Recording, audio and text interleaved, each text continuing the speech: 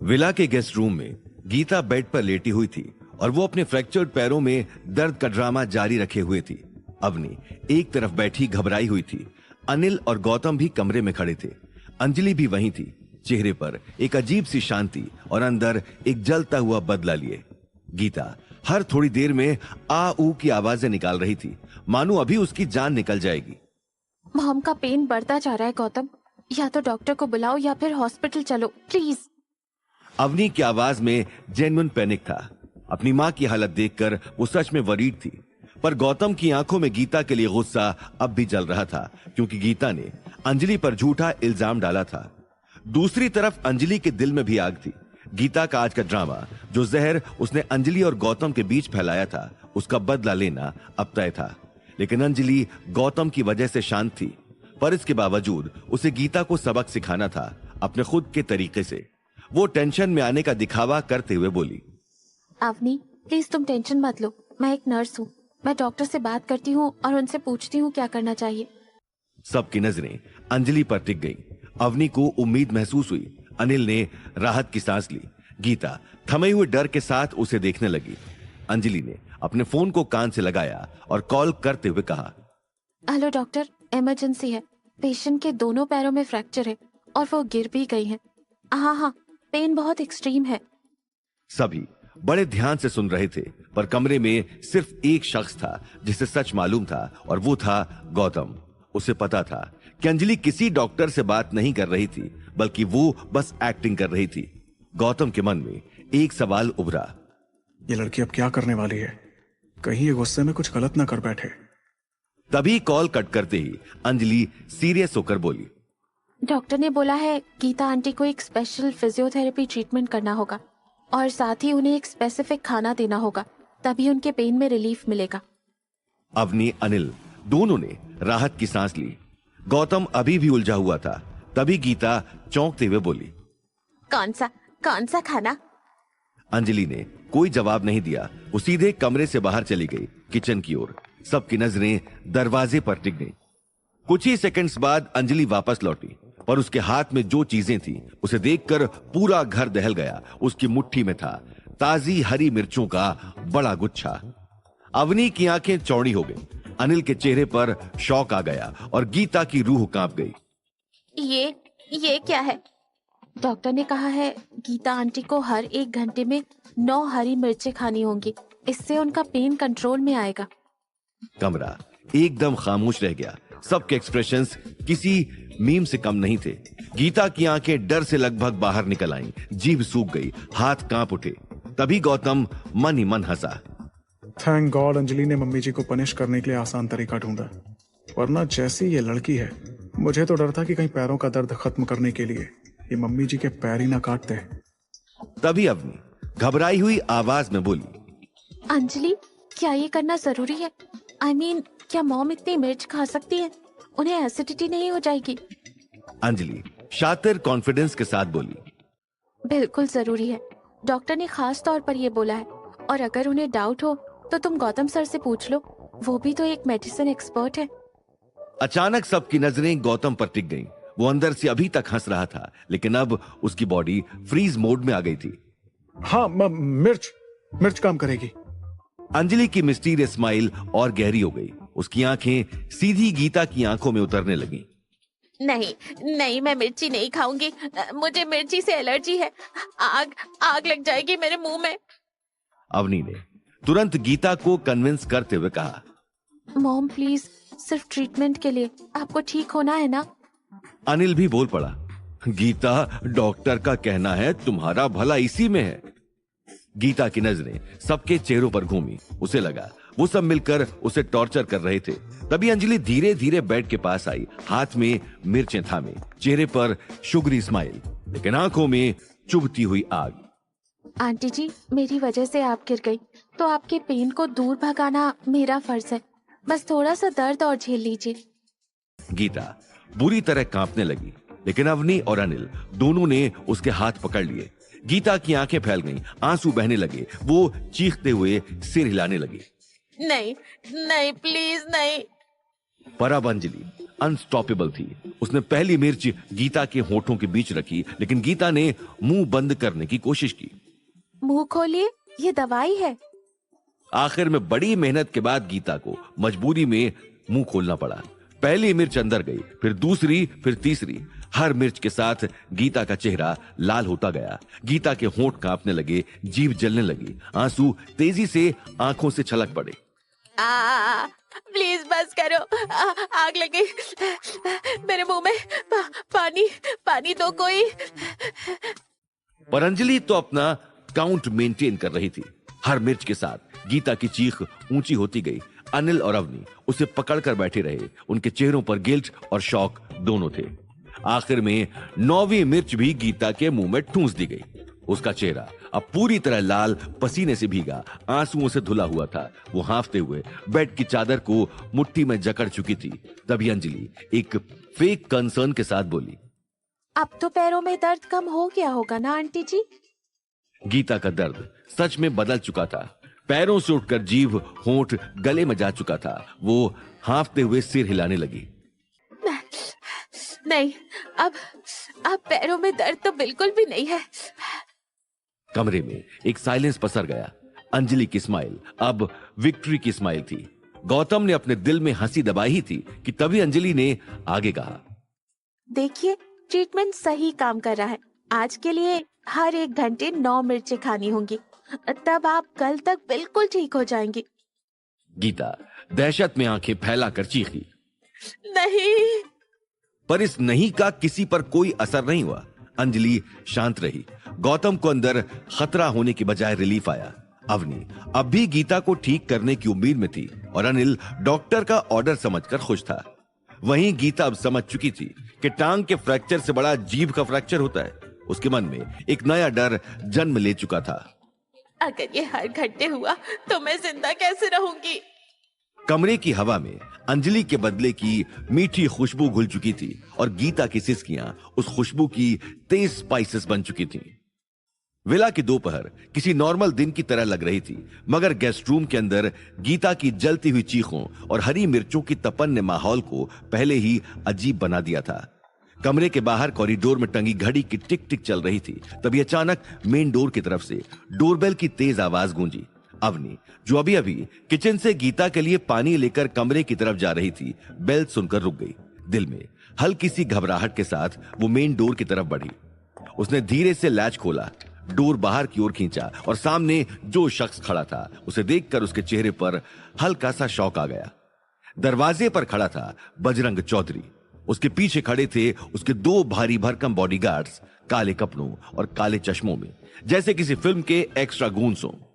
अवनी के मन में हॉस्पिटल वाला दिन बिजली की तरह कौंध गया।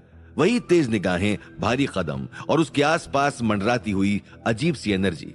उसके पाम्स हल्के से पसीज गए। नमस्ते बेटा, मुझे गौतम ने कॉल करके बुलाया था। बजरंग का लहजा सरप्राइजिंगली पोलाइट था। अवनी एक पल को झिझकी। नमस्ते, प्लीज अंदर आइए, गौतम अभी यहीं है। उसने दरवाजा पूरा खोल दिया। बजरंग अंदर की ओर बढ़ा। उसके पीछे पीछे उसके बॉडीगार्ड्स भी 2 कदम अंदर आए, मगर वहीं रुक गए। अवनी के चेहरे पर अभी भी हल्का सा हेजिटेशन था, जैसे उसकी इंट्यूशन उसे कोई वार्निंग दे रही हो। तभी हॉलवे से आते हुए कदमों की आहट सुनाई दी।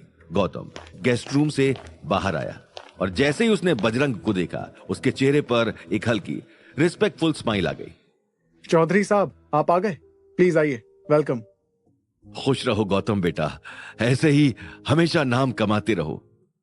अवनी ये सब देख रही थी। उसे अब भी चौधरी की वाइब से बेचैनी हो रही थी, मगर गौतम की कॉन्फिडेंट स्माइल ने उसके दिल को कुछ हद तक शांत कर दिया था।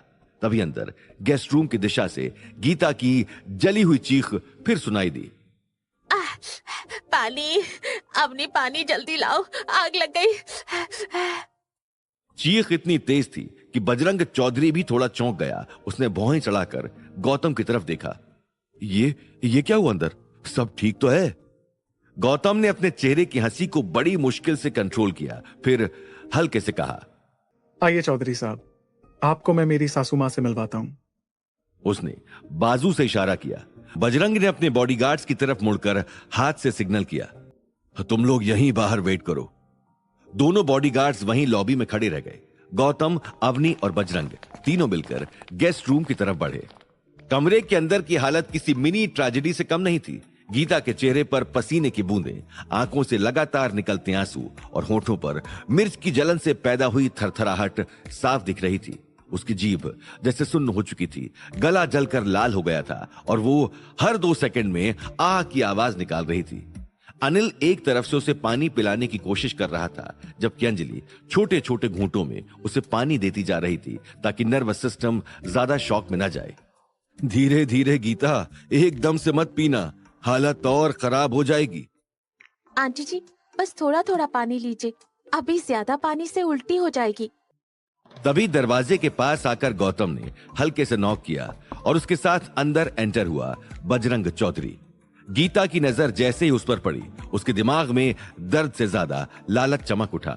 उसके चेहरे पर पेन के बीच से ही एक बनावटी मुस्कान निकलने की कोशिश हुई।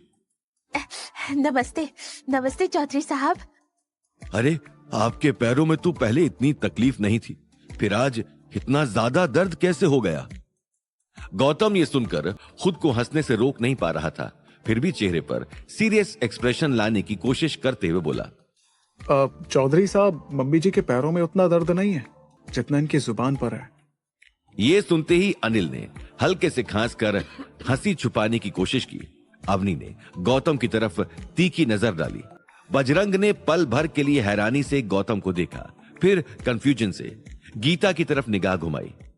माहौल थोड़ी देर के लिए ऑकवर्ड हो गया। इससे पहले की बात बिगड़े, अंजलि आगे बढ़कर पोलाइटली सिचुएशन संभालने लगी। वो असल में चौधरी साहब, गीता आंटी एक हीलिंग सेशन से गुजर रही हैं।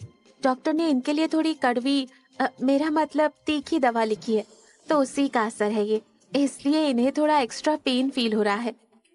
गीता ने अंजलि की तरफ गुस्से से देखा, मगर अभी उसकी हालत ऐसी थी कि वो खुद अपनी जुबान संभाल नहीं पा रही थी। फिर भी चौधरी के सामने स्ट्रांग बनने का ढोंग करते हुए वो सीधे बैठने की कोशिश करने लगी। चौधरी साहब, आप आए, यही मेरे लिए बहुत बड़ी बात है। थोड़ी बहुत दर्द की तो आदत हो गई है। उसका गला जला हुआ था, फिर भी उसने बात में मिठास घोलने की कोशिश की। बजरंग ने उसके दर्द को देखा और उसकी बातों का हिडन मीनिंग उसे ज्यादा समझ में आया। गीता ने गहरी सांस ली और अपने लालची दिल की बात रोक नहीं पाई। चौधरी साहब, आपने मेरे दामाद की लाइफ बना दी, अब मेरी भी थोड़ी लाइफ बना दीजिए। ये सुनते ही कमरे में एकदम सन्नाटा छा गया। अवनी की आंखें फैल गईं। अनिल ने तुरंत गीता की तरफ घूरा। गौतम ने हल्के से गर्दन झुका ली और अंजलि के होठों पर एक बहुत हल्की, ऑलमोस्ट इनविजिबल स्मिर्क उभर आई। अरे, ये क्या कह रही हैं आप? गीता को अब खुद भी समझ नहीं आ रहा था कि वो दर्द और लालच के मिक्स में क्या क्या बोल रही है, मगर एक बार मुंह खुल गया तो बात आगे निकलती चली गई। मेरा मतलब है, आपने कहा था ना कि आप हर फाइट के लिए कुछ पैसे देंगे। गौतम ने अब तक 2 फाइट्स लड़ी हैं, उस दिन सिलेक्शन में और कल उस अफ्रीकी पहलवान से। तो बस वही थोड़ा हिसाब, थोड़ी मदद, मेरी भी लाइफ आसान हो जाती। अवनी का चेहरा शर्म से लाल हो गया। उसे लगा जैसे उसकी मां ने उसके सामने ही उसके पति की इज्जत को दांव पर लगा दिया हो। मॉम, बस कीजिए। अनिल ने इस बार बिल्कुल सख्त लहजे में बात काटी। बस करो गीता, चौधरी साहब पहली बार हमारे घर आए, उनसे इस तरह पैसों की बात मत करो, थोड़ी तो शर्म करो। गीता ने महसूस किया कि वो दर्द और मिर्च की जलन में बहक गई थी और लालच में सबके सामने बेशर्म हो गई। उसने तुरंत अपने चेहरे पर एक और बनावटी दर्द वाला एक्सप्रेशन चढ़ाकर आंखें बंद कर ली, जैसे उसकी हालत बहुत ही नाजुक हो। मेरा गला, मेरा सर घूम रहा है, हे भगवान। बजरंग ने माहौल की कसावट को महसूस किया और उसके चेहरे पर कोई खास रिएक्शन नहीं आया। वो बस हल्के से मुस्कुराया, जैसे ये सब उसके लिए नया ना हो। गौतम ने तुरंत सिचुएशन संभालने की कोशिश की। वो आगे बढ़ा और सम्मान से बजरंग से बोला, आइए चौधरी साहब, मैं आपको ड्राइंग रूम में लेकर चलता हूँ। यहाँ मम्मी जी आराम करेंगी और हम लोग भी आराम से बात कर पाएंगे। बजरंग ने हल्का सा सिर हिलाकर हामी भरी। ठीक है बेटा, पहले तुम अपनी फैमिली को संभाल लो, फिर हम बैठकर बाकी बात करते हैं। अवनी ने झट से गीता के तकिए ठीक किए। अंजलि ने उसे थोड़ा और पानी दिया। अनिल बेड के पास खड़ा होकर अपनी इरिटेशन को कंट्रोल कर रहा था। गौतम ने डोर की ओर इशारा किया और वो और बजरंग साथ साथ कमरे से बाहर निकल गए। अवनी भी कुछ पल हिचकिचाने के बाद उनके पीछे पीछे चल दी। कमरे के अंदर अब सिर्फ गीता, अंजलि और अनिल रह गए थे। गीता फिर से बेड पर छटपटाने लगी, अब की बार पेन से ज्यादा ह्यूमिलेशन से। मेरी जबान जल गई, पानी।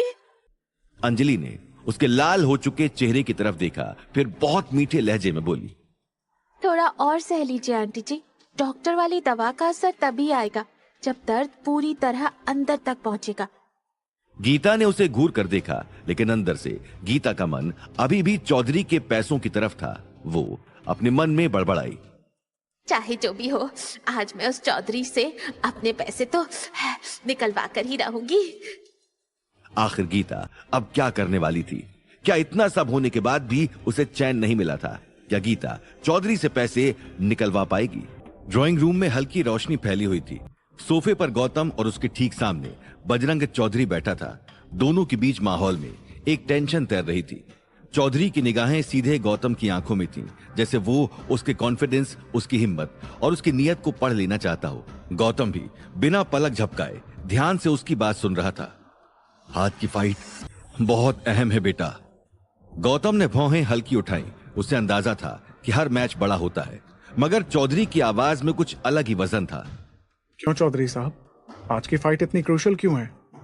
चौधरी ने गहरी सांस भरी, जैसे कोई पुराना जख्म याद आ गया हो। उसकी नजरें कुछ पल के लिए सोफे के नीचे जमीन पर टिकी, फिर उसने धीमी लेकिन ठोस आवाज में कहा, क्योंकि आज तुम्हारा जिससे मुकाबला है वो हमारे ही देश का है, और वो आया है भाटी के अखाड़े से। भाटी का नाम सुनते ही गौतम के दिमाग में क्यूरियोसिटी उठी। उसने थोड़ा आगे झुककर पूछा, तो इसमें परेशान होने वाली क्या बात है? और ये भाटी अखाड़ा किसका है? चौधरी की आंखों में आग की लपटें उभर आईं। उसकी आवाज में डर के साथ साथ नफरत भी थी, क्योंकि भाटी अखाड़ा हमारे अखाड़े का सबसे बड़ा दुश्मन है। जब भी हमारा और उनका सामना हुआ है, हमेशा हमारा पहलवान शहीद हुआ है। गौतम के चेहरे पर हैरानी उतर आई। उसे यकीन नहीं हुआ कि स्पोर्ट्स राइवलरी किसी की जान भी ले सकती है। पर ऐसा कैसे? जब आपके पहलवान इतने मजबूत हैं तो वो कैसे हार जाते हैं?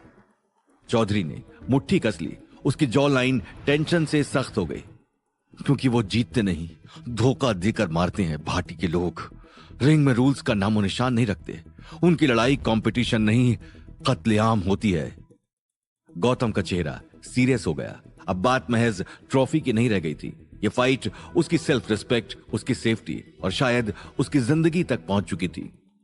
आप फिक्र मत कीजिए चौधरी साहब, मैं सावधान रहूंगा। चौधरी उसकी आंखों में झांककर उस एश्योरेंस को परखने लगा। कुछ पल बाद उसके चेहरे पर धीमी सी मुस्कान आई। उसे लगा गौतम में वो जज्बा है जो किसी भी दुश्मन का सामना कर सकता है। मुझे तुम पर भरोसा है बेटा। तुम अलग हो, तुम बस लड़ते नहीं बल्कि तुम जीतने के लिए पैदा हुए हो। गौतम ने हल्के से सिर हिलाकर उसकी बात एक्सेप्ट की, मगर अंदर कहीं वो जान गया था कि आज की लड़ाई में सिर्फ स्किल नहीं, दिमाग और अलर्टनेस भी लगेगी। दोनों की बातचीत अभी भी चल रही थी। चौधरी गौतम को भाटियों के बारे में और भी कुछ बताने वाला था, पर तभी अचानक पूरे घर में एक तेज चीख गूंजी, गौतम जल्दी आओ, मॉम बेहोश हो गई हैं। अवनी की आवाज इतनी पैनिक भरी थी कि गौतम का दिल एक सेकंड के लिए रुक सा गया। गौतम और बजरंग चौधरी दोनों लगभग दौड़ते हुए वापस गीता के कमरे में पहुंचे। कमरे का माहौल अब पहले से भी ज्यादा टेंशन भरा था।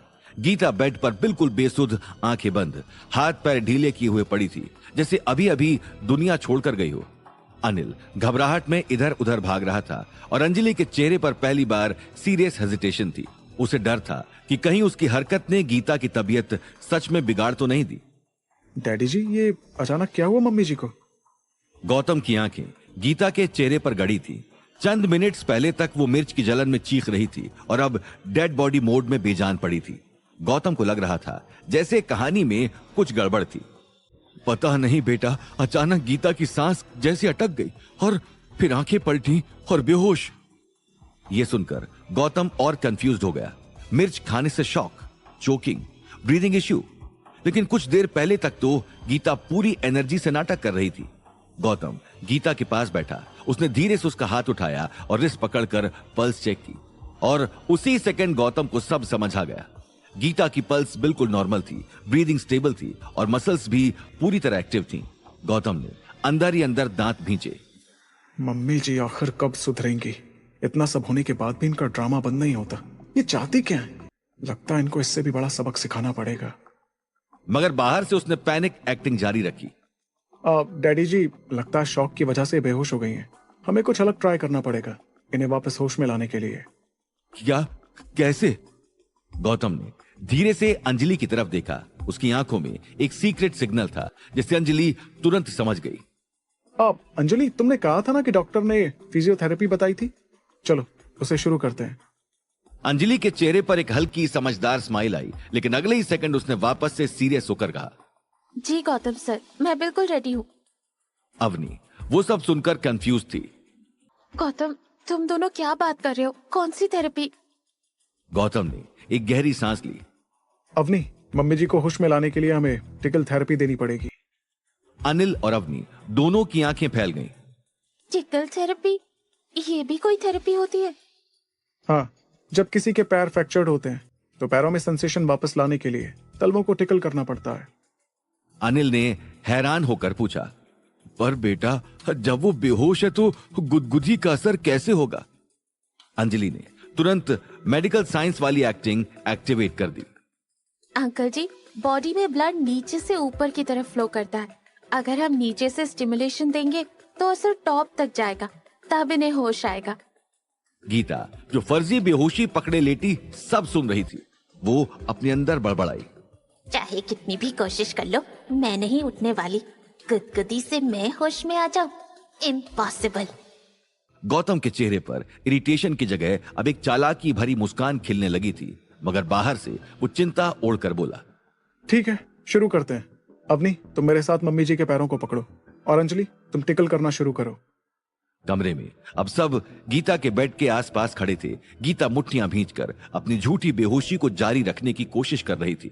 अंजलि ने धीरे से गीता के पैर की उंगलियों की तरफ हाथ बढ़ाए और अपने मन में बड़बड़ाई, अब होगा असली तमाशा शुरू। कमरे की हवा में अजीब सा सन्नाटा पसरा था। हर किसी की नजर गीता के तलवों पर जा टिकी थी। गौतम ने धीमे धीमे अपनी स्लीव चढ़ाई। अंजलि हल्के से नेक क्रैक करके तैयार हुई और गीता अपने झूठे कोमा मोड में कठोरता ओढ़कर लेटी रही। सबसे पहले गौतम ने गीता के दाहिने पैर के तलवे पर उंगलियां होवर की, जैसे डॉक्टर इंजेक्शन से पहले कॉटन रब करता है, लेकिन यहां इंजेक्शन नहीं, गुदगुदी थी। चलो शुरू करते हैं थेरेपी। उंगलियां जैसे ही तलवे पर लाइटली फिसली, गीता के पूरे शरीर ने अंदर ही अंदर बिजली जैसा झटका महसूस किया। हे भगवान, गुदगुदी। अब अगर मैं हिल गई तो पकड़ में आ जाऊंगी। Control Gita, control. गौतम ने एक पतली स्माइल दबाते हुए दूसरी बार ट्राई किया। इस बार उंगलियों की स्पीड थोड़ी तेज थी। गीता की उंगलियां अनजाने में हल्की सी फड़फड़ाई और उसने दांत भींचकर खुद को पत्थर बना लिया। वाह मम्मी जी, एक्टिंग का सबसे बड़ा अवार्ड आपके नाम। लेकिन जिंदा इंसान टिकल से फाइट नहीं कर सकता। अवनी टेंशन में सांस रोके देख रही थी कि क्या गीता रिस्पॉन्ड करेगी। गौतम ने अब दोनों हाथों से सीरियस टिकल शुरू किया, लेफ्ट राइट, जैसे कोई मजिशियन ट्रिक दिखा रहा हो।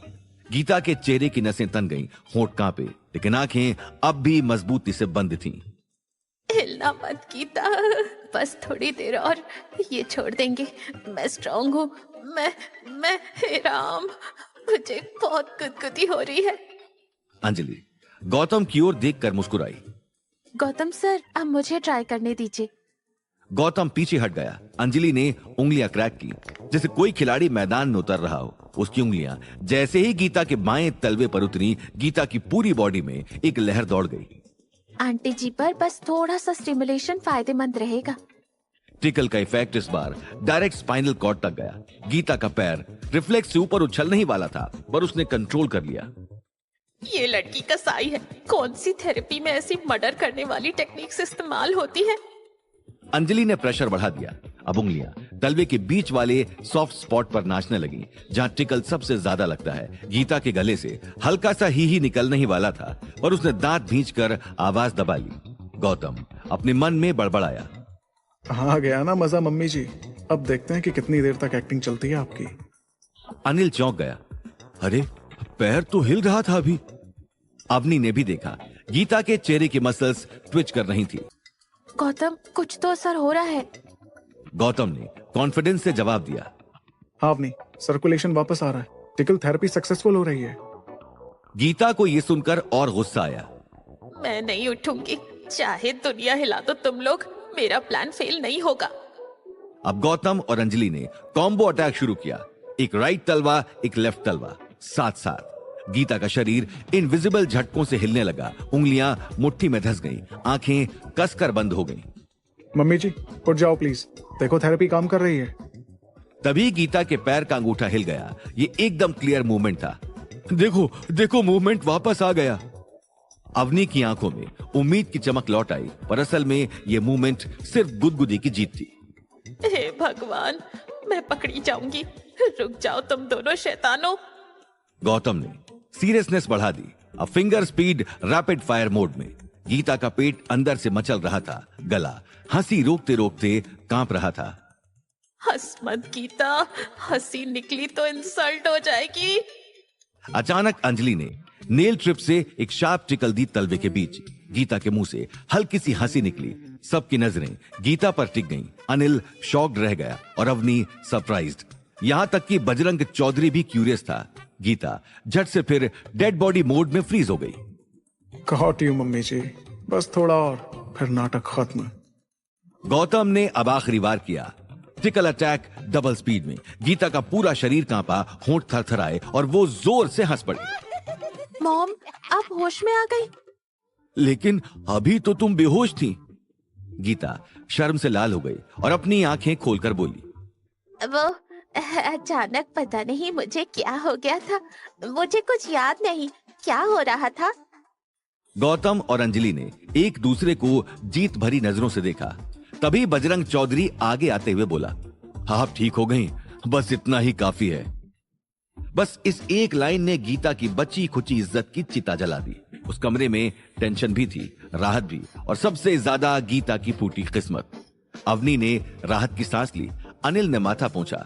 बजरंग चौधरी सीरियस खड़ा था। वहीं गौतम और अंजलि ने एक दूसरे को देखकर शैतानी मुस्कान दबाई। चलो सब ठीक है, शाम होने वाली है, अब मुझे और गौतम को फाइट के लिए निकलना चाहिए। सब रिलैक्स होने लगे थे कि गीता की आवाज फिर गूंज उठी। चौधरी साहब, वो पैसे? बजरंग का चेहरा तुरंत सख्त हुआ। आप भरोसा रखिए गीता बहन, टूर्नामेंट खत्म होने में अभी वक्त है। फाइनल्स के दिन आपको पूरा पेमेंट एक साथ मिल जाएगा। गीता का चेहरा तुरंत बुझ गया। बजरंग बाहर चला गया और गीता का दिमाग आग में जल उठा। ये क्या मतलब, मुझे पैसों के लिए इतने दिन तक और इंतजार करना पड़ेगा? और अगर इस बीच गौतम ने पैसे इस अंजलि को दे दिए तो? नहीं, मुझे ऐसा होने से रोकना होगा, चाहे कुछ भी हो। शाम ढल चुकी थी। स्टेडियम के बाहर भीड़, शोर, रोशनी, चारों तरफ गर्मा गर्मी थी। गौतम और बजरंग स्टेज की तरफ बढ़ रहे थे। तभी 10-12 पहलवानों के झुंड ने उन्हें घेर लिया। गौतम तुरंत अलर्ट मोड में। उस भीड़ से एक मिडिल एज्ड मगर खतरनाक शरीर वाला आदमी आगे आया। उसकी आंखों में जहरीली मुस्कान थी। प्रणाम गुरुजी। उसकी आवाज में जहर भी था और सार्केज्म भी। बजरंग के चेहरे पर कठोरता और दर्द एक साथ छलक उठे। मुझे गुरुजी मत बोलो बलबीर, मेरा चेला होने का हक तुम कई साल पहले खो चुके हो। बलबीर हंसा, जैसे इंसल्ट से भी उसे खुशी मिली हो।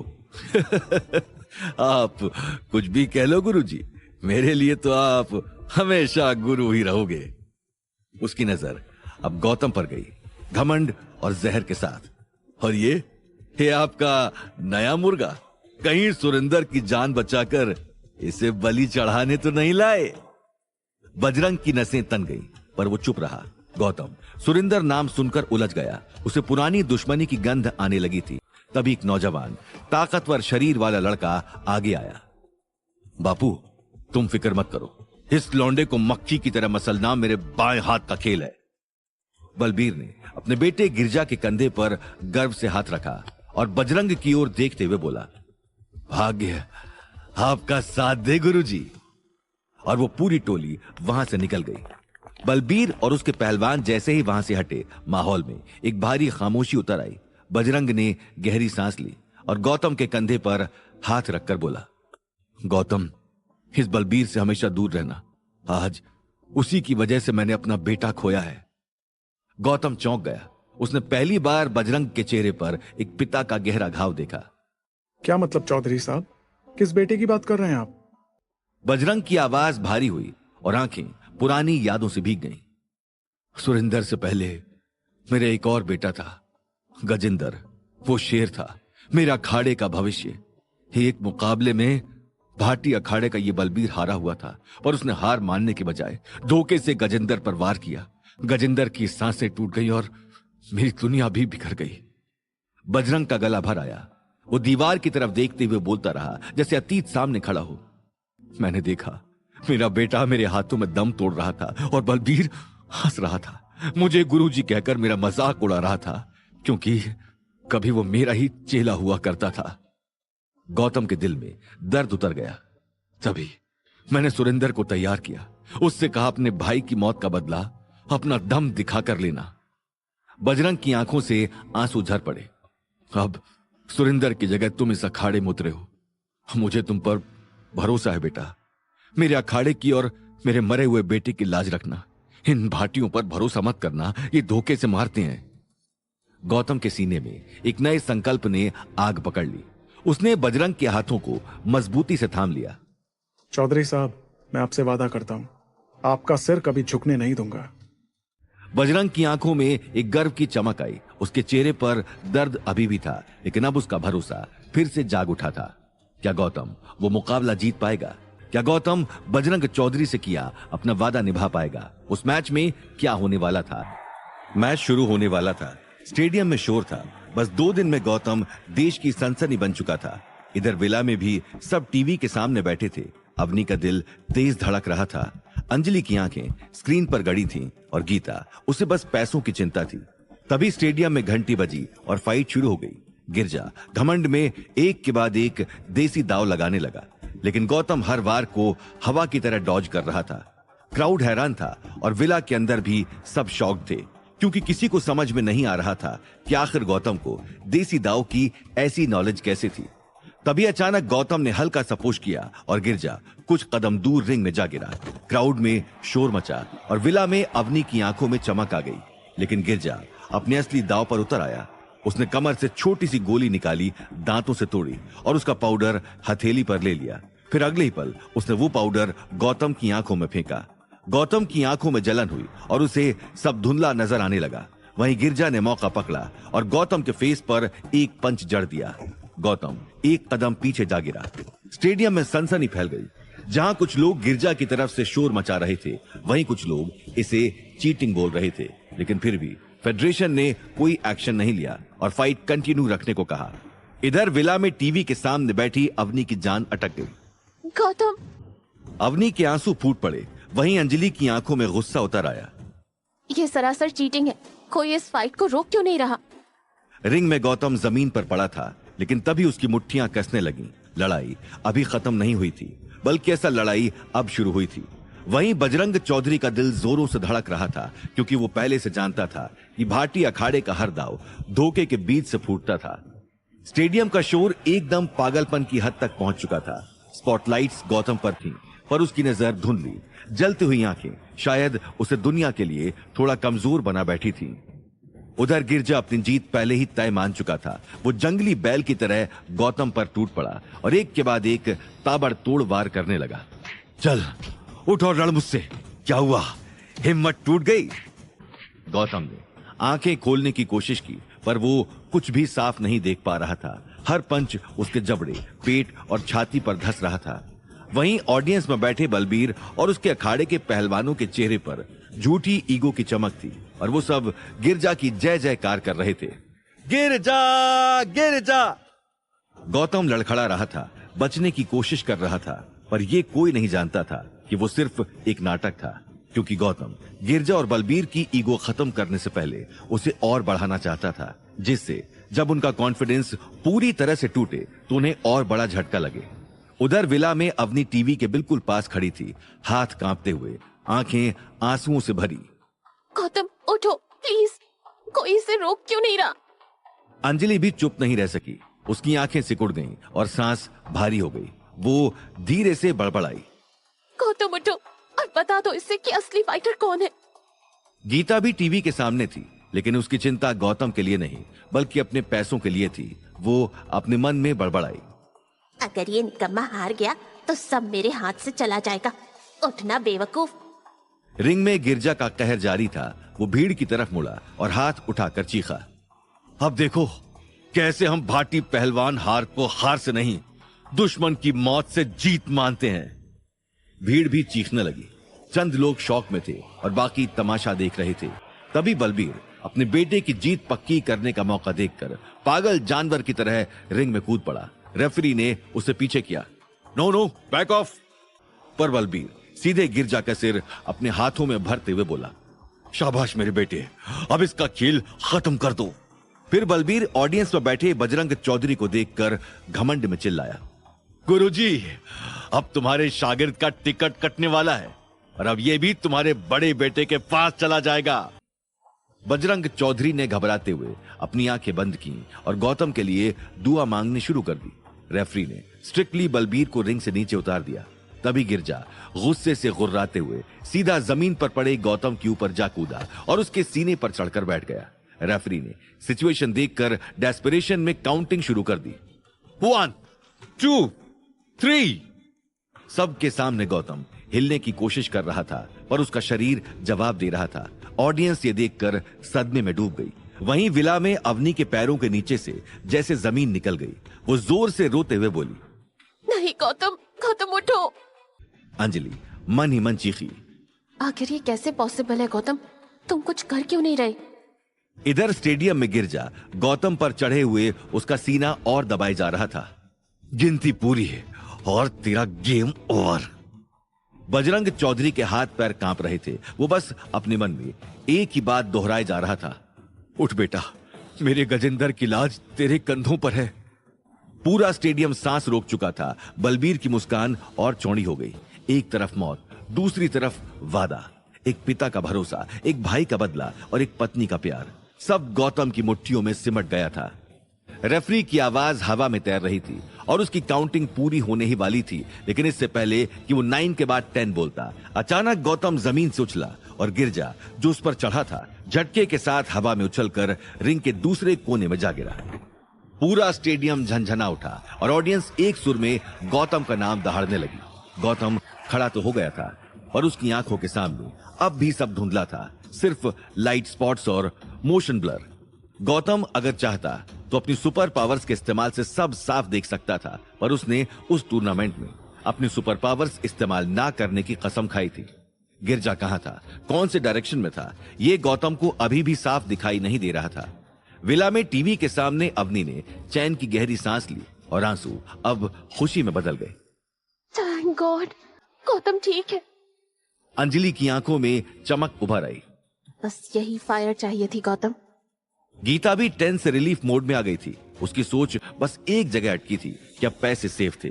स्टेडियम में बलबीर खूंखार शेर बन चुका था।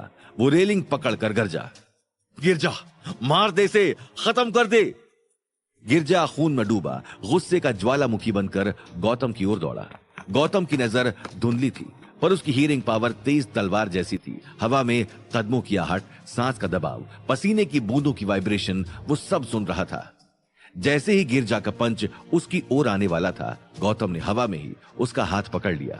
बलबीर सदमे से जम गया और बजरंग चौधरी गर्व से चमक उठा।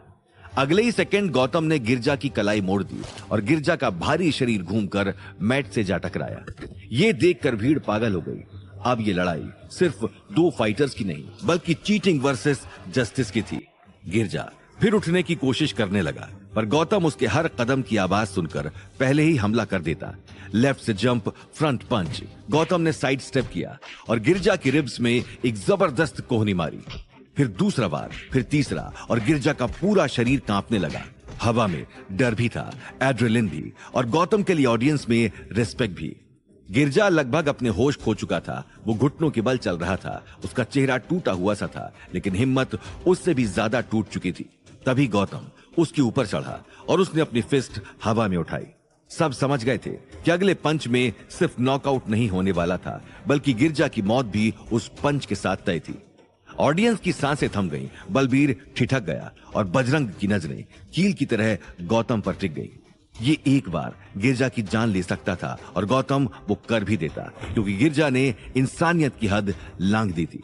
पर उसी पल गौतम की मुट्ठी गिरजा के चेहरे से ठीक 1 इंच पहले रुक गई। पूरा स्टेडियम फ्रीज हो गया। इतनी खामोशी कि सांस भी आवाज न करे। गौतम ने गिरजा को वहीं जमीन पर छोड़ा और पीछे हट गया। तभी रेफरी आगे बढ़ा और गौतम का हाथ हवा में उठाते हुए अनाउंस किया, Gautam is the winner of this round. Stadium फट पड़ा, कैमरा फ्लैशेस चमकने लगे और लोग पागलों की तरह गौतम का नाम चिल्लाने लगे। विला में अवनी रोते हंसते जमीन पर घुटनों के बल बैठ गई। अंजलि खुशी में मानो उछल पड़ी। स्टेडियम की ऑडियंस में मौजूद बजरंग चौधरी की आंखें भीग गईं। ऑडियंस का शोर अब भी गौतम के कानों में बिजली की तरह गूंज रहा था। उसका नाम जीत की धड़कन बन चुका था। फाइट के बाद गौतम रिंग से नीचे आया, कदम थोड़ी लड़खड़ाए, आंखें अभी भी धुंधली, पर दिल में सिर्फ एक एहसास कि उसने बजरंग चौधरी से किया अपना वादा पूरा किया। उसने नीचे आते ही अपनी आंखों को साफ पानी से धोया और उसे वापस से सब पहले जैसा दिखाई देने लगा। अगले ही पल बजरंग चौधरी सीधे गौतम के पास आया और एकदम से उसे गले लगा लिया, जैसे उसे सालों बाद अपना खोया हुआ बेटा मिल गया हो। चौधरी की आंखों में आंसुओं की चमक और बाहों में एक भारी गर्व था। तभी गौतम बजरंग चौधरी से बोला, सॉरी चौधरी साहब, लेकिन मैं गिरजा को मार नहीं सकता था। गौतम की आवाज हल्की थी और उसके शब्द सीधे चौधरी के दिल तक पहुंचे। तुमने बहुत बड़ा काम किया बेटा। अगर तुम गिरजा की जान ले लेते तो मुझे शर्म आती, और तुमने उसकी जान छोड़कर मेरे अखाड़े की लाज रख ली। चौधरी के हर लफ्ज में गर्व की गर्मी थी। तुमने दुनिया को दिखा दिया कि बजरंग चौधरी के अखाड़े का एक भी आदमी कातिल नहीं है। यही फर्क है मेरे अखाड़े में और भाटियों के अखाड़े में। गौतम के दिल में सुकून की एक हल्की सी लहर दौड़ गई। चौधरी की आंखों में अपने लिए गर्व देखकर उसने पहली बार महसूस किया कि चौधरी दिल का बुरा इंसान नहीं था। दोनों रिंग से दूर चल पड़े। मीडिया, कैमरामैन और फैंस उनकी तरफ भागते हुए आ रहे थे, माइक्रोफोन्स और कैमरा सबके साथ। पर तभी अचानक सारी रात का माहौल बदल गया। स्टेडियम के एग्जिट पर एक साथ बड़ी काली परछाइयां उनके आसपास जम गईं। भाटी अखाड़े के लगभग 15 पहलवान भेड़ियों की तरह उन्हें घेर चुके थे और बीच में था बलबीर। उसकी आंखों में सिर्फ गुस्सा नहीं बल्कि बदले की आग भी थी और चेहरा किसी जंगल के खूंखार दरिंदे जैसा था। गुरुजी, आप यहां से नहीं जा सकते। मीडिया के कैमरे उनकी तरफ फोकस हुए, क्योंकि यह सीन अब स्टेज फाइट नहीं, असली जंग बन चुका था। मैच खत्म हो चुका है बलबीर, अब हमारा रास्ता छोड़ दो। चौधरी की आवाज में वार्निंग भी थी और पास्ट का बोझ भी। नहीं गुरुजी, इस आदमी ने मेरे बेटे को मारने की कोशिश की है। गिरजात मरा पड़ा है और ये यहां हीरो बनकर घूम रहा है। ये खेल का हिस्सा था बलबीर। तुम शुक्र मनाओ, गौतम ने तुम्हारे बेटे की जान बख्श दी। बलबीर की आंखों में ग्रैटिट्यूड नाम की चीज कब की खत्म हो चुकी थी। अब सिर्फ ईगो का राक्षस बचा था। ना, मैं ये नहीं मानता। इसने हमारे अखाड़े की इज्जत को ठोक कर मारी है। हम मेरे आदमी इसे सबक सिखाएंगे। उसका एक इशारा हुआ और सारे भाटी पहलवान एक साथ आगे बढ़ने लगे। हवा में एक ही वाइब थी, खून, बदला और तूफान। वहां मौजूद सिक्योरिटी भी पल भर को रुक गई और मीडिया उस ऑफ स्टेज फाइट को रिकॉर्ड करने लगी। तभी बलबीर ने हाथ उठाया और गरजा, मार डालो इसे। बस इसी पल के साथ भाटी पहलवान गौतम के ऊपर टूट पड़े। ये देखकर उधर विला में सबकी सांसें दोबारा से थम गई थी। अवनी घबराते हुए बोली, ये गलत है, कोई रोको इन लोगों को, गौतम अकेला है वहां। अवनी की आंखें डर से फैल गई थी और उसकी हार्ट बीट्स काफी तेज हो गई थी। वहीं अंजलि के मन में कोई डर नहीं था, क्योंकि वो अपनी आंखों से देख चुकी थी कि गौतम अकेला पूरी सेना पर भी भारी पड़ सकता था। वो अपने मन में बड़बड़ाई, घबराओ मत अवनी, जब गौतम ट्रेन्ड असैसिन्स के ग्रुप को अकेला ढेर कर सकता है तो फिर ये सब तो उसके सामने कीड़े मकोड़े हैं। तभी अखाड़े की टोली आगे बढ़ी, दांत निकालते हुए, भेड़ियों जैसी नजरें। पहला पहलवान दहाड़ते हुए गौतम पर झपटा। गौतम ने उसकी सांस की फुफकार अनसुनी की और सिर्फ एक सिंपल सा दाव लगाते हुए उसे पलटा दिया। तभी दूसरा पीछे से आया वो गौतम पर अटैक करने ही वाला था कि गौतम ने तेजी से पीछे मुड़ते हुए उसके कंधे को पकड़कर गर्दन दबोचकर हवा में दे मारा। उसके बाद 3 पहलवान साथ आए, जिससे वहां की हवा फटने लगी। पर गौतम ने बिजली की रफ्तार से वार किया। एक के पेट में घुटना, दूसरे के जबड़े पर कोहनी और तीसरे की बाह पकड़कर उसे घुमाकर गेट से बाहर फेंक दिया। बलबीर के चेहरे पर दहशत की दरार पहली बार दिखी, पर वो फिर भी चिल्लाया, रोको इसे, मार दो इसे। तभी 4 पहलवानों ने लोहे की रॉड्स उठा ली, लेकिन गौतम झुका और रॉड्स पकड़कर उन्हीं पहलवानों के सिर पर दे मारी। फिर उसने पलटकर 2 के जबड़े पर बिजली जैसी किक मारी, तीसरे का गला पकड़कर पीछे की ओर दे मारा और चौथे की कलाई पकड़कर इतनी ट्विस्ट करी कि उसकी चीख माइक से भी तेज हो गई। वहां मौजूद किसी को उम्मीद नहीं थी कि एक नॉर्मल सा दिखने वाला आदमी पूरे पहलवानों के झुंड को नचा सकता था। ऑडियंस पागल हो गई, टीवी रिपोर्टर्स तक चिल्ला रहे थे। वहीं अब सिर्फ 4 पहलवान बचे थे, मगर अब डर उनकी आंखों में साफ था।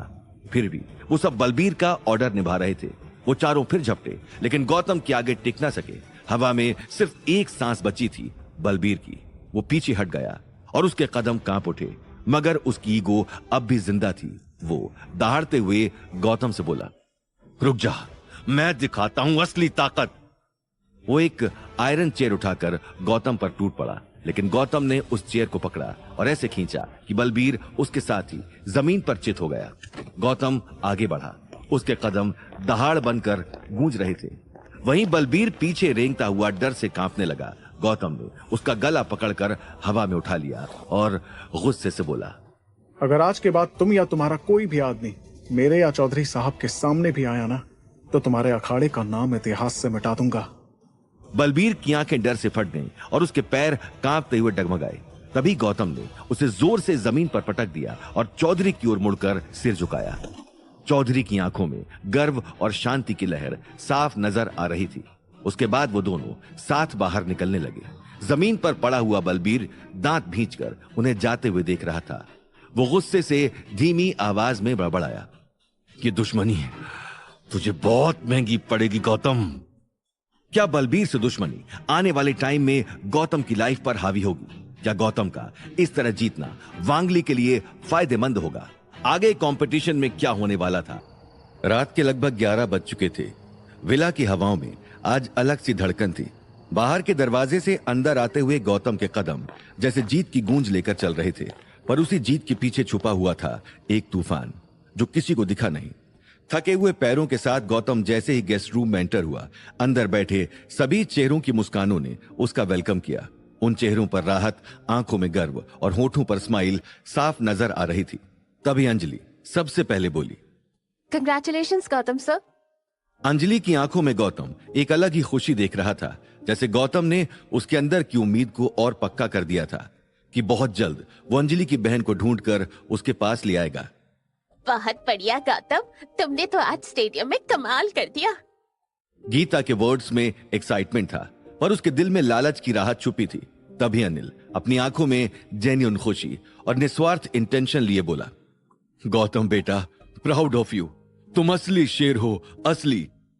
तीनों उसके चारों ओर खुशी की बारिश कर रहे थे, पर एक अहम इंसान वहां मौजूद नहीं था और वो थी अवनी।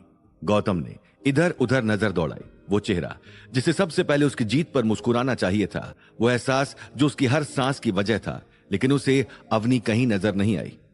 डैडी जी, अवनी कहाँ है?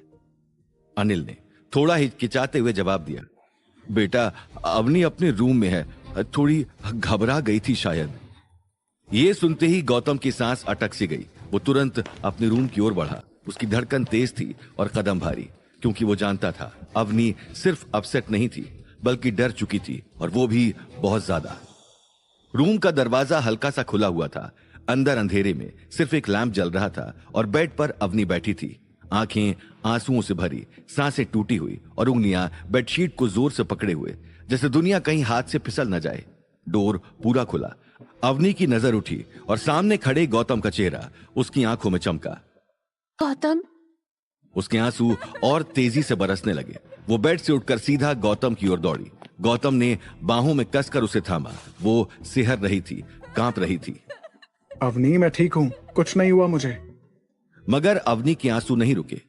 मैंने सब देखा, तुम गिर गए थे, तुम्हें इतने जोरदार पंचेस लगे और जब तुम्हारे ऊपर वो फाइटर चढ़ गया मुझे लगा तुम शब्द उसके गले में टूट गए। रोना उसकी आवाज पर हावी हो गया था।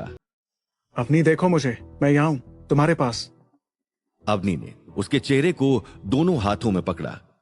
बस गौतम, अब और नहीं, तुम ये कंपटीशन छोड़ दो, प्लीज छोड़ दो। गौतम ने प्यार और सीरियस दोनों टोन में कहा। अवनी मैं वापस नहीं हट सकता, मुझे लड़ना ही होगा। अवनी ने जोर से सिर हिलाया जिससे आंसू और बहते गए। नहीं, आगे और डेंजरस फाइट्स है, वो लोग डेंजरस है, उन्होंने तुम्हें घेर कर मारने की कोशिश की। अगर कल को तुम वापस ही नहीं आए तो। उसकी आवाज डर से कांपती, प्यार से भीगी और गुस्से से टूटी हुई थी। मैं तुम्हें खो नहीं सकती गौतम, प्लीज समझो ना। गौतम ने उसके आंसू पोंछे, लेकिन वो जितना समझाता उतना ही वो जिद पर टिकती गई। अगर तुम्हें कुछ हो गया तो, अगर किसी ने तुम्हारी जान ले ली तो मैं कैसे जीऊंगी? गौतम ने धीरे से उसका चेहरा ऊपर उठाया और उसकी आंखों में झांक कर बोला। अवनी, अगर मैं हार गया, भाग गया, तो मैं तुम्हारे प्यार को कैसे रिस्पेक्ट दूंगा? क्योंकि एक हारे हुए इंसान के साथ तुम नहीं रह सकती। मुझे ऐसी रिस्पेक्ट नहीं चाहिए गौतम, जिसमें मैं तुम्हें ही खो दूं। उसके हर शब्द में टूटता हुआ दिल था, उसकी हर सांस एक दुआ, उसका हर आंसू एक विनती थी। आई प्रॉमिस अवनी, तुम कभी अकेली नहीं रहोगी और मैं तुम्हें कभी अकेला नहीं छोड़ूंगा। और अगर मैं हार गया तो हर बार वापस लौट कर आऊंगा। अवनी ने फिर से ना में सिर हिलाया। अभी भी उसका डर कम नहीं हुआ था। लेकिन तुम जाओगे ही क्यों? मत जाओ ना गौतम, प्लीज मत जाओ। गौतम का दिल भी भारी हो चुका था। अवनी को इतना कमजोर देख उसका मन भी रो रहा था, पर उसके कंधों पर बोझ था अपनी फैमिली को सेफ रखने का और अंजलि से किया वादा निभाने का। अवनी प्लीज बात को समझो, मैंने किसी से वादा किया है, इसलिए मुझे ये लड़ाई लड़नी ही होगी। अवनी तड़प उठी, उसकी आवाज टूट गई। और मेरा क्या गौतम, मेरा भरोसा, मेरा डर, तुम समझते क्यों नहीं? मुझे डर लगता है कि कोई तुम्हें मुझसे छीन ना ले। गौतम ने उसके हाथ थाम लिए, उसकी आंखों में प्यार फूटा। अवनी, तुम मेरे दिल की धड़कन हो, मैं ना तुम्हारे बिना जी सकता हूँ और ना ही हार सकता हूँ। अवनी ने फिर से उसे कसकर गले से लगा लिया। तुम प्रॉमिस करो, तुम इस कंपटीशन से पीछे हट जाओगे। गौतम की सांस भारी हो गई। मैं ये प्रॉमिस नहीं कर सकता, ऐसे ही हार नहीं मान सकता। गौतम, प्यार में हार भी जीत होती है, तुम मेरे लिए हार जाओ ना। गौतम की रूह कांप गई, पर उसकी आत्मा अड़ी रही। अगर मैं आज पीछे हट गया तो जिंदगी भर खुद को कभी माफ नहीं कर पाऊंगा अवनी। और मैं ये सब इसीलिए कर रहा हूं जिससे तुम्हें बिना डर वाली जिंदगी दे सकूं। अवनी ने उसके होठों पर हाथ रख दिया, उसकी आंखें खामोश चीखों से भर गईं। मुझे कुछ नहीं चाहिए, मुझे सिर्फ तुम ही चाहिए। यह सुनकर गौतम का दिल फट सा गया। उसने अवनी को अपने सीने से और ज्यादा चिपका लिया। कमरे की हवा अभी भी भारी थी, आंसू, डर और प्यार अब भी दीवारों पर चिपके थे, लेकिन गौतम की आवाज में अब धीरे धीरे हिम्मत लौट रही थी और वही हिम्मत अवनी के दिल को पकड़ने की कोशिश कर रही थी। गौतम ने अवनी के गालों पर हाथ रखकर हल्की स्माइल के साथ कहा, अवनी, जब मैं रिंग में होता हूं ना तो मैं तुम्हारे बारे में ही सोचता हूं। अवनी ने पलकें उठाई, उसकी आंखों में सवालों का समंदर था। मेरे बारे में क्यों? गौतम ने थोड़ा झुककर कहा, क्योंकि तुम्हारा प्यार मुझे हर बार से मजबूत बना देता है। तुम्हारी सांसें मेरी शील्ड बन जाती हैं। एक पल के लिए अवनी की सांसें थम गईं, उसकी आंखों में चमक आई, डर के बीच उम्मीद की एक किरण। लेकिन जो आज हुआ, अगर कल और कुछ? गौतम ने उसके होठों पर उंगली रखते हुए उसे रोक दिया। बस यही डर तुम्हारे और मेरे बीच खड़ा है और मैं नहीं चाहता कि कोई डर मेरे प्यार को कमजोर बना दे। अवनी के आंसू फिर छलक पड़े, लेकिन इस बार डर से ज्यादा भरोसे की वजह से। मैं आज उस फाइटर से लड़ा और बच गया। मैं उसे मार भी सकता था पर नहीं मारा। पता है क्यों? क्यों? क्योंकि अगर मैं किसी की जान ले लेता तो तुम्हारा सामना कैसे कर पाता। मुझे लाइफ की इंपॉर्टेंस पता है, फिर चाहे वो मेरी हो या किसी और की। तो फिर भला मैं तुम्हारे गौतम को कैसे कुछ होने दूंगा। अवनी की आंखों में प्यार उमड़ने लगा। वो गौतम के सीने पर हाथ रखकर बोली, गौतम, मुझे तुम पर ट्रस्ट है, लेकिन मैं। गौतम अचानक से बोला, जहां ट्रस्ट होता है वहां लेकिन जैसे शब्द की कोई जरूरत नहीं होती। इसलिए बस मुझ पर ट्रस्ट करो, मुझे कुछ नहीं होने वाला। अवनी के ऊपर अब गौतम की बातों का असर होने लगा था। कुछ देर की खामोशी के बाद वो धीरे से गौतम की आंखों में देखते हुए बोली, सच्ची तुम वापस आओगे ना हर बार? हर बार, आई प्रॉमिस। अवनी ने एक गहरी सांस ली, जैसे उसके अंदर का तूफान धीरे धीरे थम रहा हो। वो धीरे धीरे मुस्कुराई और बोली, ठीक है, जाओ, जीत कर ही वापस आना, वरना मैं खुद आकर तुम्हें वापस खींच लाऊंगी। गौतम ने हंसते हुए उसे अपनी बाहों में खींच लिया। अवनी उसके सीने से लग गई और वहां सुकून ढूंढने लगी। गौतम ने अवनी के सिर पर अपना हाथ रखते हुए कहा, मैं तुम्हें कभी अकेला नहीं छोड़ूंगा अवनी। तुम्हारा गौतम तुम्हारे बिना अधूरा है। अवनी ने उसकी शर्ट पकड़कर अपनी उंगलियों में कस दी। और मेरा गौतम हमेशा जीतेगा। गौतम ने उसके आंसू पोंछे और उसके होठों के कोने पर हल्का सा किस किया। अवनी उसके गले से टिक गई और इस बार उसकी हथेलियां कांपी नहीं, क्योंकि उसे पता था अब उसका गौतम उसे छोड़कर नहीं जाएगा, और अगर जाएगा भी तो फिर उसी की बाहों में लौट कर आएगा। उस रात दोनों एक दूसरे को पकड़े यूं ही बैठे रहे। रूम की लाइट्स डिम थीं, पर उनके दिलों में जो रोशनी जगी थी वो किसी भी अंधेरे से बड़ी थी। आज अवनी का डर हारा था और गौतम का भरोसा जीता था।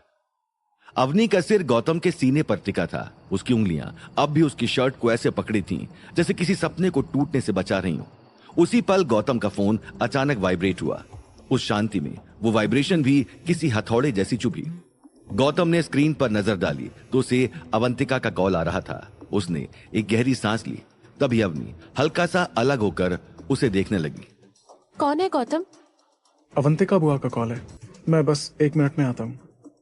अवनी की आंखों में हल्की दहशत लौट आई, पर उसने चुपचाप सिर हिलाया। गौतम हॉल में आया और उसने कॉल रिसीव किया। हेलो बुआ, आप? उसकी बात पूरी होने से पहले ही गहरी भारी शाही आवाज फटी। ये तुमने क्या तमाशा लगा रखा है गौतम? गौतम की सांसें एक पल में भारी हो गईं। दादू साहब, आप?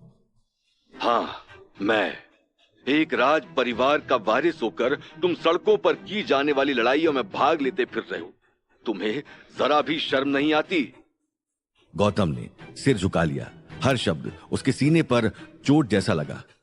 दादू साहब, वो कंपटीशन। एकदम चुप, एक भी शब्द और मत बोलना। यही संस्कार दिए थे मैंने तुम्हें, यही विरासत है हमारी। जिस रियासत की प्रजा हमें भगवान मानती है, उसी रियासत का नाम तुम कीचड़ में घसीट रहे हो गौतम।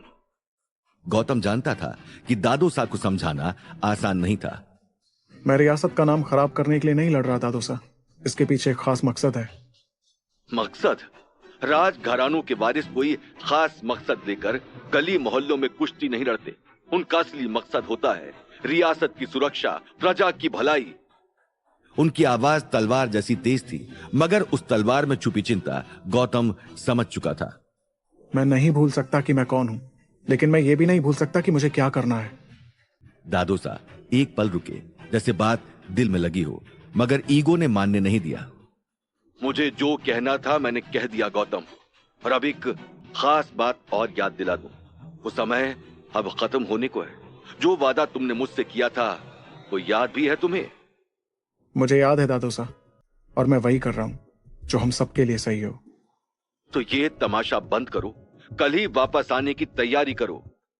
गौतम की सांसें भारी थीं, पर आवाज शांत और दृढ़ रही। अभी नहीं आ सकता दादू साहब, ये लड़ाई सिर्फ मैच नहीं है, एक जिम्मेदारी है। किसके लिए? उन बेकार के लोगों के लिए जो तुम्हें जान से मार देंगे। तुम्हारी रियासत तुमसे उम्मीद रखती है गौतम, और तुम हो कि... उनकी आवाज अचानक कांप गई। पहली बार उसमें डर झलकने लगा। अगर तुम्हें कुछ हो गया तो मैं कैसे? गौतम के दिल में एक चुभन उठी। यही वो प्यार था जो दादू साहब छुपाते थे। दादू साहब, मैं जीतूंगा, मुझे कुछ नहीं होगा। तुम खुद को क्या समझते हो? अमर हो? आपका आशीर्वाद मेरे साथ है, बस वही काफी है। कुछ देर तक दोनों तरफ चुप्पी पसरी रही, मगर दिलों में उतरी चिंता तेज धड़क रही थी। मैं तुम्हारी वजह से अपना ब्लड प्रेशर बढ़ा रहा हूं पागल लड़के। गौतम के चेहरे पर एक हल्की मुस्कुराहट फैल गई। उस कठोर आवाज में छुपा प्यार वो समझ गया। आप चिंता मत कीजिए दादू साहब, मैं ऐसा कोई काम नहीं करूंगा जिससे आपका सिर झुक जाए। ध्यान रहे, समय खत्म होने वाला है। जिस फैसले के लिए तुमने मोहलत मांगी थी, अब वो फैसला लेना ही होगा। इतना कहते ही दादोसा ने कॉल काट दिया, मगर दादोसा के आखिरी शब्द गौतम की रूह में कील बनकर धंस गए थे। आधी रात का टाइम, पूरा कोडेक्स ऑफिस शांत था, मगर बेसमेंट में अंधेरे की गहराई में एक कहानी कराह रही थी। बेसमेंट के सबसे अंदर वाले हिस्से में ग्लास से बने सेल के बाहर बैठा था फिरोज, जो अपने लैपटॉप में कोई काम कर रहा था। वहीं अंदर सेल के एक कोने में पड़े उस इकलौते बेड पर तारिका हमेशा की तरह लेटी थी। उसकी आंखें हमेशा की तरह छत पर टिकी थीं, जैसे वो छत नहीं किसी अनजान आसमान को घूर रही हो। तभी फिरोज थकान महसूस करते हुए बोला, मैं अपने लिए कॉफी लेने जा रहा हूं, तुम लोगी क्या? तारिका ने हल्की सी भी हरकत नहीं की, न पलक झपकी, न सांस की रफ्तार बदली। तभी फिरोज बिना आवाज के बड़बड़ाया, इसे कॉफी की क्या जरूरत, ये सोती ही कहां है। इतना बड़बड़ाकर वो बेसमेंट से बाहर चला गया। ठीक उसी वक्त उस बिल्डिंग की 5th फ्लोर पर अंधेरे और लैपटॉप स्क्रीन की रोशनी के बीच बैठा था विक्रांत। तभी उसका फोन बजा। हेलो विक्रांत, आपका घाव कैसा है? दर्द कम हुआ? काफी बेटर है डॉक्टर, ऑलमोस्ट हील ही हो गया है। Okay, that's great. By the way, I need a favour. कुछ फाइल्स मुझे मिल नहीं रही हैं। हो सकता है कोडेक्स के मेडिकल विंग में रह गई हूं। क्या आप देखकर भेज सकते हैं? श्योर डॉक्टर, मैं भी चेक करता हूं।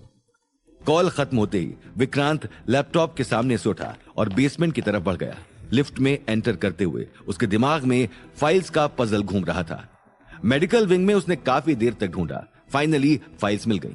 फाइल्स लेकर वो लिफ्ट की ओर मुड़ा, पर लिफ्ट अचानक झटके से रुक गई। ग्रेट, अब सीढ़ियों से जाना पड़ेगा। वो स्टेयरकेस की तरफ बढ़ा, लेकिन जैसे ही उसने डोर पुश किया, उसकी नजर नीचे की तरफ गई। नीचे वाले बेसमेंट से हल्की सी रोशनी झांक रही थी। फिरोज होगा शायद। वो नीचे उतरता गया। उसके हर स्टेप के साथ सन्नाटा और गहरा होता गया। आखिर उसने लोअर बेसमेंट का दरवाजा खोला और अंदर कदम रखा। सामने कांच की जेल, अंदर एक लड़की बेड पर लेटी हुई थी। ये सब देख विक्रांत की सांसें थम गईं। वो केज की तरफ धीरे धीरे बढ़ा। तुम कौन हो? तारिका के कानों में वो आवाज जैसे बिजली की तरह उतरी। उसका शरीर झटके से उठा और वो बैठकर विक्रांत को घूरने लगी। विक्रांत हक्का बक्का रह गया, पर तारिका की नजर विक्रांत की आंखों पर नहीं, उसके माथे के पुराने स्कार पर टिकी थी। वही चोट जो उसे उस रात सतोरी गैंग की तरफ से मिली थी। अचानक विक्रांत को अपने माथे पर चुभन महसूस हुई और अगले ही पल वो जमीन पर गिरकर तड़पने लगा। तभी तारिका कांच के बिल्कुल पास आते हुए बोली, तुम पर मेरे लोगों की मोहर है, मैं महसूस कर पा रही हूँ, इसीलिए अब तू ही बचाएगा मुझे। आखिर तारिका के कहने का क्या मतलब था? क्या विक्रांत की जान खतरे में थी? क्या गौतम दादोसा का हुक्म मानेगा? नीचे के अंधेरे बेसमेंट में हवा भारी थी, जैसे छुपा हुआ डर भी सांस लेने की कोशिश कर रहा हो। स्टेयरकेस से कदमों की आवाज धीरे धीरे नीचे उतर रही थी। हाथ में एक गर्म कॉफी का कप और आंखों में नींद की चुभन लिए फिरोज वापस आ रहा था। उसे उम्मीद थी कि तारिका उसी तरह बिना हिले डुले सीलिंग घूरती मिलेगी, लेकिन जैसे ही उसने अंदर कदम रखा, उसकी रूह तक हिल गई। जमीन पर पड़ा था विक्रांत, बेहोश, उसका शरीर ढीला, सांसें अनकंट्रोल्ड और चेहरा पसीने से भीगा हुआ था। फिरोज के हाथ से कॉफी का कप छूट गया और वो विक्रांत को उठाने उसकी ओर तेज कदमों से बढ़ा। ओ माय गॉड, विक्रांत उठो, क्या हो गया तुम्हें? उसने घबराकर विक्रांत के कंधों को हिलाया, उसकी हार्ट बीट चेक करने की कोशिश की।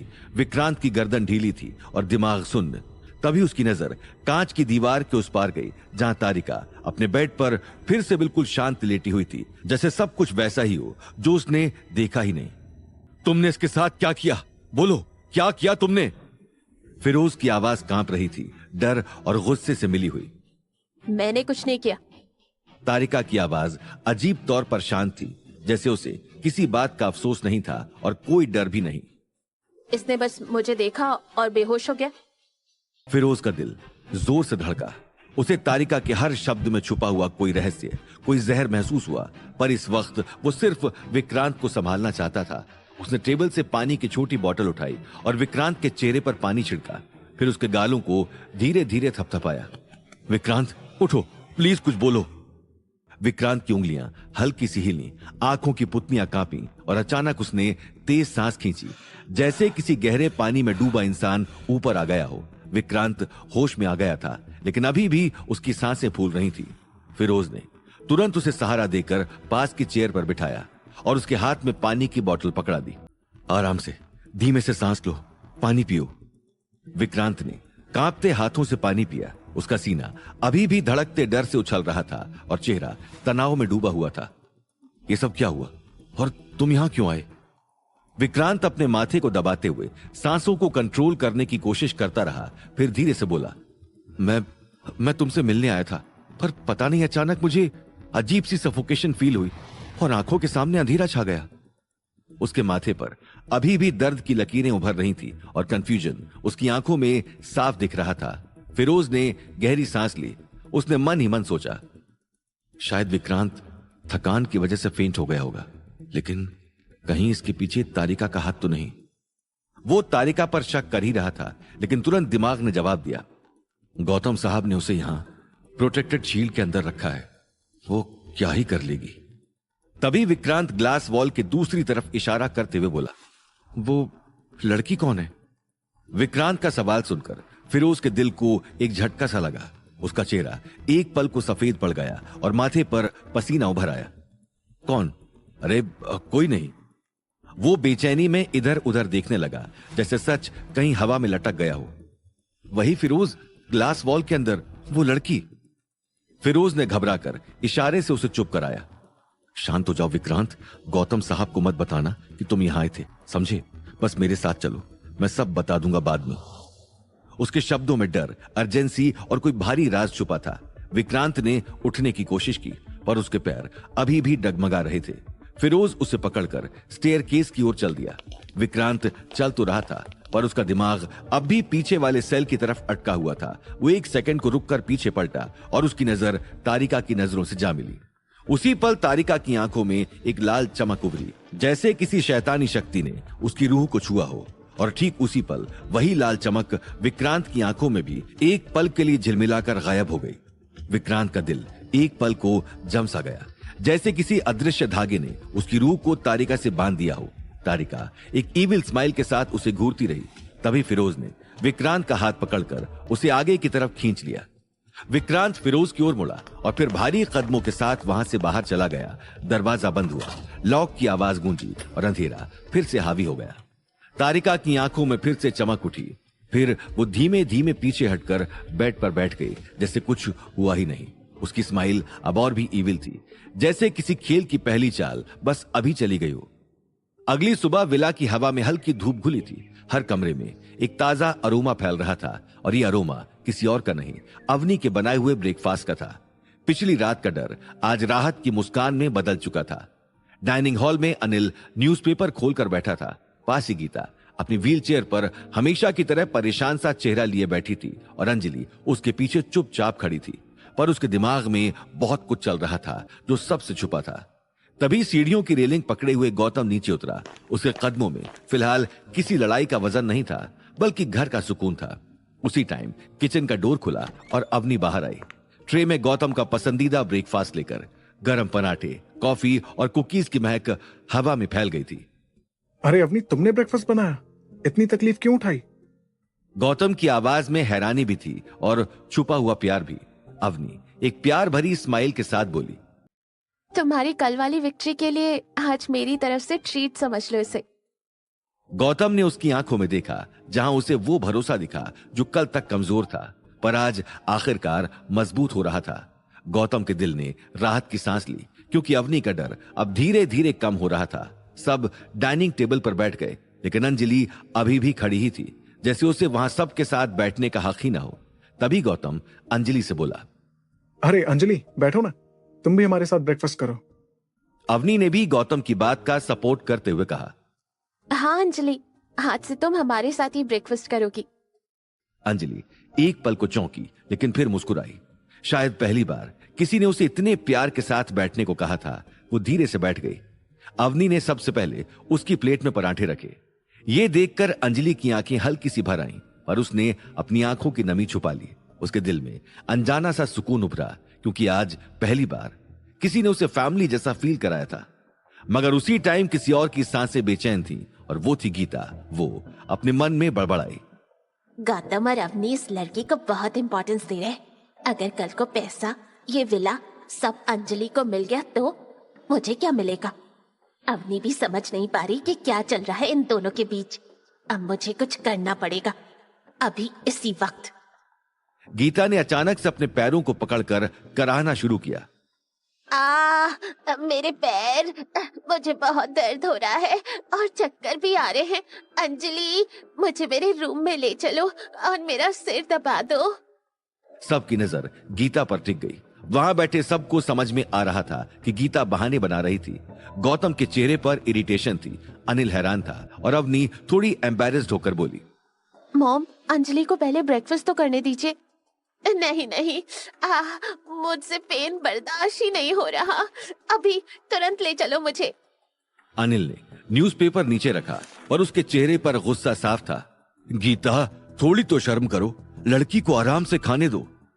लेकिन गीता अपनी एक्टिंग में डूबी रही। तभी अंजलि ने हल्की मिस्चीवियस स्माइल के साथ टेंशन खत्म कर दी। कोई बात नहीं, लगता है आंटी जी को ज्यादा पेन है, मैं ले चलती हूँ।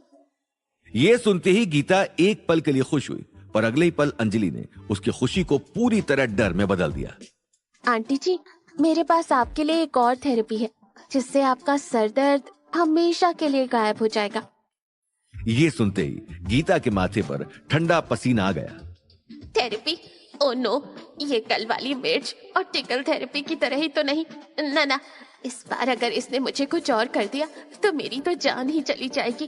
कल की जिल्लत से मैं मुश्किल से बची हूँ, आज नहीं। तभी गीता का बिहेवियर 180 डिग्री टर्न मारा और वो फेक स्माइल के साथ बोली, अरे नहीं अंजलि बेटा, लगता है मेरा दर्द अब ठीक हो रहा है। तुम आराम से खाना खाओ, मैं बाद में रेस्ट कर लूंगी। अनिल ने गहरी सांस छोड़ी। गौतम और अवनी अपने चेहरे के पीछे हंसी छुपा रहे थे। वहीं अंजलि के होठों पर शरारती सी मुस्कान थी। थेरेपी का डर अपना असर दिखा चुका था। सब वापस ब्रेकफास्ट करने लगे, लेकिन इस टेबल पर हर चेहरे की कहानी अलग थी। कुछ देर बाद मेन गेट पर डोरबेल ने जोरदार आवाज के साथ अपनी मौजूदगी दर्ज कराई। आवाज इतनी तेज थी कि हर किसी के दिमाग में तुरंत एक ही सवाल घूम गया, कितनी सुबह कौन आया था। मैं देख कर आता हूँ। गौतम उठकर दरवाजे की ओर बढ़ा। विला का बड़ा सा डोर खोलते ही सामने बादशाह दिखा। क्या हुआ बादशाह? बॉस, ये आपके लिए एक एनवलप आया है, कोई इसे विला के बाहर देकर गया है। गौतम ने एक एनवलप उसके हाथ से लिया। नजर एक सेकंड उस पर फिसली और फिर उसने शांत स्वर में सिर हिलाया। ठीक है बादशाह, तुम जा सकते हो। बादशाह बिना किसी सवाल के पलटकर चला गया। गौतम वहीं खड़ा खड़ा एनवलप खोलने लगा। जैसे ही उसने उसमें मौजूद कार्ड को बाहर निकाला, उसकी आंखों की चमक बदल गई और होठों पर फैलाई एक धीमी मगर बेहद दिलचस्प मुस्कान, जैसे कोई हिडन चैलेंज उसे पुकार रहा हो। दूर टेबल पर बैठी अवनी की नजरें उसके चेहरे के एक्सप्रेशंस पढ़ने की कोशिश करने लगी। क्या है गौतम, बादशाह क्या देकर गया? गौतम ने वो स्माइल छुपाने की छोटी सी कोशिश की और डाइनिंग टेबल की ओर वापस बढ़ा। अपनी चेयर पर आराम से बैठकर उसने एक इनविटेशन कार्ड टेबल पर रखते हुए सबकी ओर देखा, जैसे कोई बड़ी खबर सुनाने जा रहा हो। उसकी आवाज में हल्की सी शान शामिल हो गई। मिस्टर वांगली ने आज शाम एक पार्टी रखी है उनके फार्म हाउस में। फेडरेशन के कुछ लोगों को बुलाया है और साथ ही मुझे भी। यह सुनना था कि अंजलि की आंखों में अचानक एक चमक खिल उठी, जैसे किसी सपने की खिड़की अभी अभी खुली हो। गौतम की नजर भी एक पल के लिए उसी चमक पर अटक गई। वहीं गीता के अंदर तो जैसे एक अलग ही एक्साइटमेंट भर गया। अरे वाह गौतम वाह, बहुत बढ़िया। मुझे जरूर ऐसी बड़ी पार्टियों में जाना चाहिए, मैं भी चलूंगी तुम्हारे साथ। उसके शब्दों में एक्साइटमेंट से ज्यादा लालच और सपना था। बड़े लोग, बड़ी जगह, चमक धमक, यही उसका असली ऑक्सीजन था। पर उसके एक्साइटमेंट से उल्टा डाइनिंग हॉल में बेचैनी पसर गई। अनिल और अवनी ने एक साथ उसकी तरफ देखा, जैसे दोनों को उसकी चाहत के पीछे छुपी मंशा साफ नजर आ चुकी थी। क्या बोल रही हो गीता? दोनों पैर फ्रैक्चर हैं तुम्हारे, तुम भला पार्टी में कैसे जाओगी? हाँ मॉम, डॉक्टर ने आपको 1 महीने का बेड रेस्ट बोला है और आप। मगर गीता का लालच किसी डॉक्टर की सलाह से बड़ा था। वो मौका खोने वालों में से नहीं थी। डोंट वरी, मैं व्हील चेयर में जा सकती हूँ, अंजलि असिस्ट कर देगी मुझे। गौतम के होठों पर धीरे धीरे एक शरारती स्माइल उभर आई। उसे पता था गीता को कहां और कैसे रोका जा सकता है। मम्मी जी सही कह रही हैं, व्हील चेयर में तो आ ही सकती है ना। गीता की खुशी पीक पर पहुंच गई, मगर वो जश्न ज्यादा देर टिक न सका। गौतम ने एक और बात जोड़ दी, एक ऐसी बात जिसने गीता की रीढ़ में बर्फ दौड़ा दी। लेकिन पार्टी में जाने से पहले मम्मी जी को एक स्पेशल फिजियोथेरेपी लेनी होगी ताकि रात में कोई प्रॉब्लम ना आ जाए। और जैसे ही गौतम ने अंजलि की तरफ देखा, कमरे की हवा में एक खतरनाक मजाक घुल गया। अंजलि, तुम्हें पता है ना वो निडल थेरेपी? जी हाँ गौतम सर। नीडल शब्द सुनते ही गीता के मुंह से चीख निकलते निकलते रुक गई। उसकी आंखें डर से फैल गईं, जैसे उसे बिना छुए ही नीडल चुभो दी गई हो। नीडल थेरेपी, ये क्या होती है गौतम? मम्मी जी, इस थेरेपी में बड़ी बड़ी स्टील की निडल्स पैरों की नर्व्स में घुसाई जाती हैं। थोड़ा खून भी निकलता है, लेकिन दर्द बस थोड़ा सा ही होता है। स्टील, नर्व्स, खून, इन 3 शब्दों ने गीता की आत्मा को जकड़ लिया। कल की मिर्ची और ट्रिकल थेरेपी की याद अभी तक उसकी हड्डियों में चुभ रही थी, और अब नीडल्स। नहीं, मुझे कोई थेरेपी नहीं चाहिए। मैं पार्टी में नहीं जाऊंगी, मैं यहीं ठीक हूँ। अरे मम्मी जी, इतनी बड़ी पार्टी है, जाना तो चाहिए ना। अब डर ने गीता की सारी जिद चबा ली थी। उसका चेहरा उतर गया। बस, मुझे कुछ नहीं चाहिए। अंजलि, मुझे मेरे रूम में ले चलो अभी। अंजलि ने जीत वाली मुस्कान के साथ व्हील चेयर मोड़ी और गीता को गेस्ट रूम की ओर लेकर चली गई। जाते हुए भी गीता अपने मन में बड़बड़ा रही थी। कल मिर्च और टिकल थेरेपी, आज नीडल्स। ये लड़का और ये लड़की मिलकर मेरी टांगे तोड़ने के बाद अब जान भी लेंगे। जैसे ही गेस्ट रूम का डोर बंद हुआ, डाइनिंग हॉल में एक अजीब सी शांति उतर आई। अवनी ने धीरे से गौतम की ओर देखा। उसकी आंखों में गर्व की चमक थी। बहुत अच्छा लगा गौतम, फेडरेशन ने तुम्हें पर्सनली इनवाइट किया। अनिल भी अब मुस्कुराया। उसकी आंखों में गर्व की रोशनी उभर आई थी। आखिर गौतम अब टूर्नामेंट का मेन फेज है। हम सब प्राउड हैं तुम पर बेटा। फिर उसने माहौल को और स्वीट बनाने के लिए अवनी की तरफ देखा। अवनी बेटा, तुम्हें भी गौतम के साथ पार्टी में जाना चाहिए।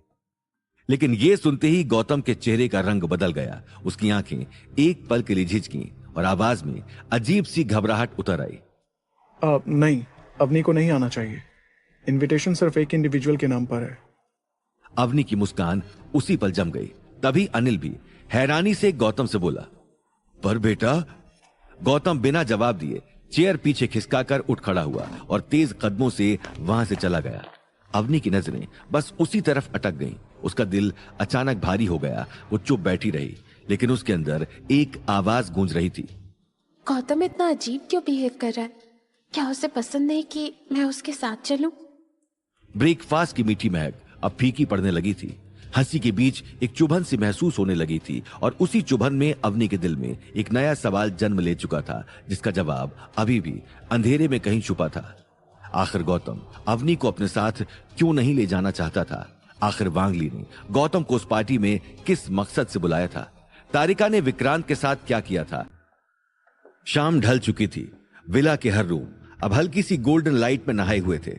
गौतम अपने रूम में स्टैंडिंग मिरर के सामने खड़ा, व्हाइट शर्ट पहने, हल्का सा परफ्यूम लगाकर तैयार हो रहा था। बाहर की दुनिया के लिए वो आज एक राइजिंग स्टार था, पर अंदर से वो जानता था कि उसका फोकस वो ट्रॉफी नहीं बल्कि प्रियंका तक पहुंचना था, और उसी का पता लगाने वो वांगली की पार्टी में जा रहा था। उसने कोट उठाकर कंधों पर डाला ही था कि कमरे का दरवाजा हल्के से खुला और अवनी अंदर आई।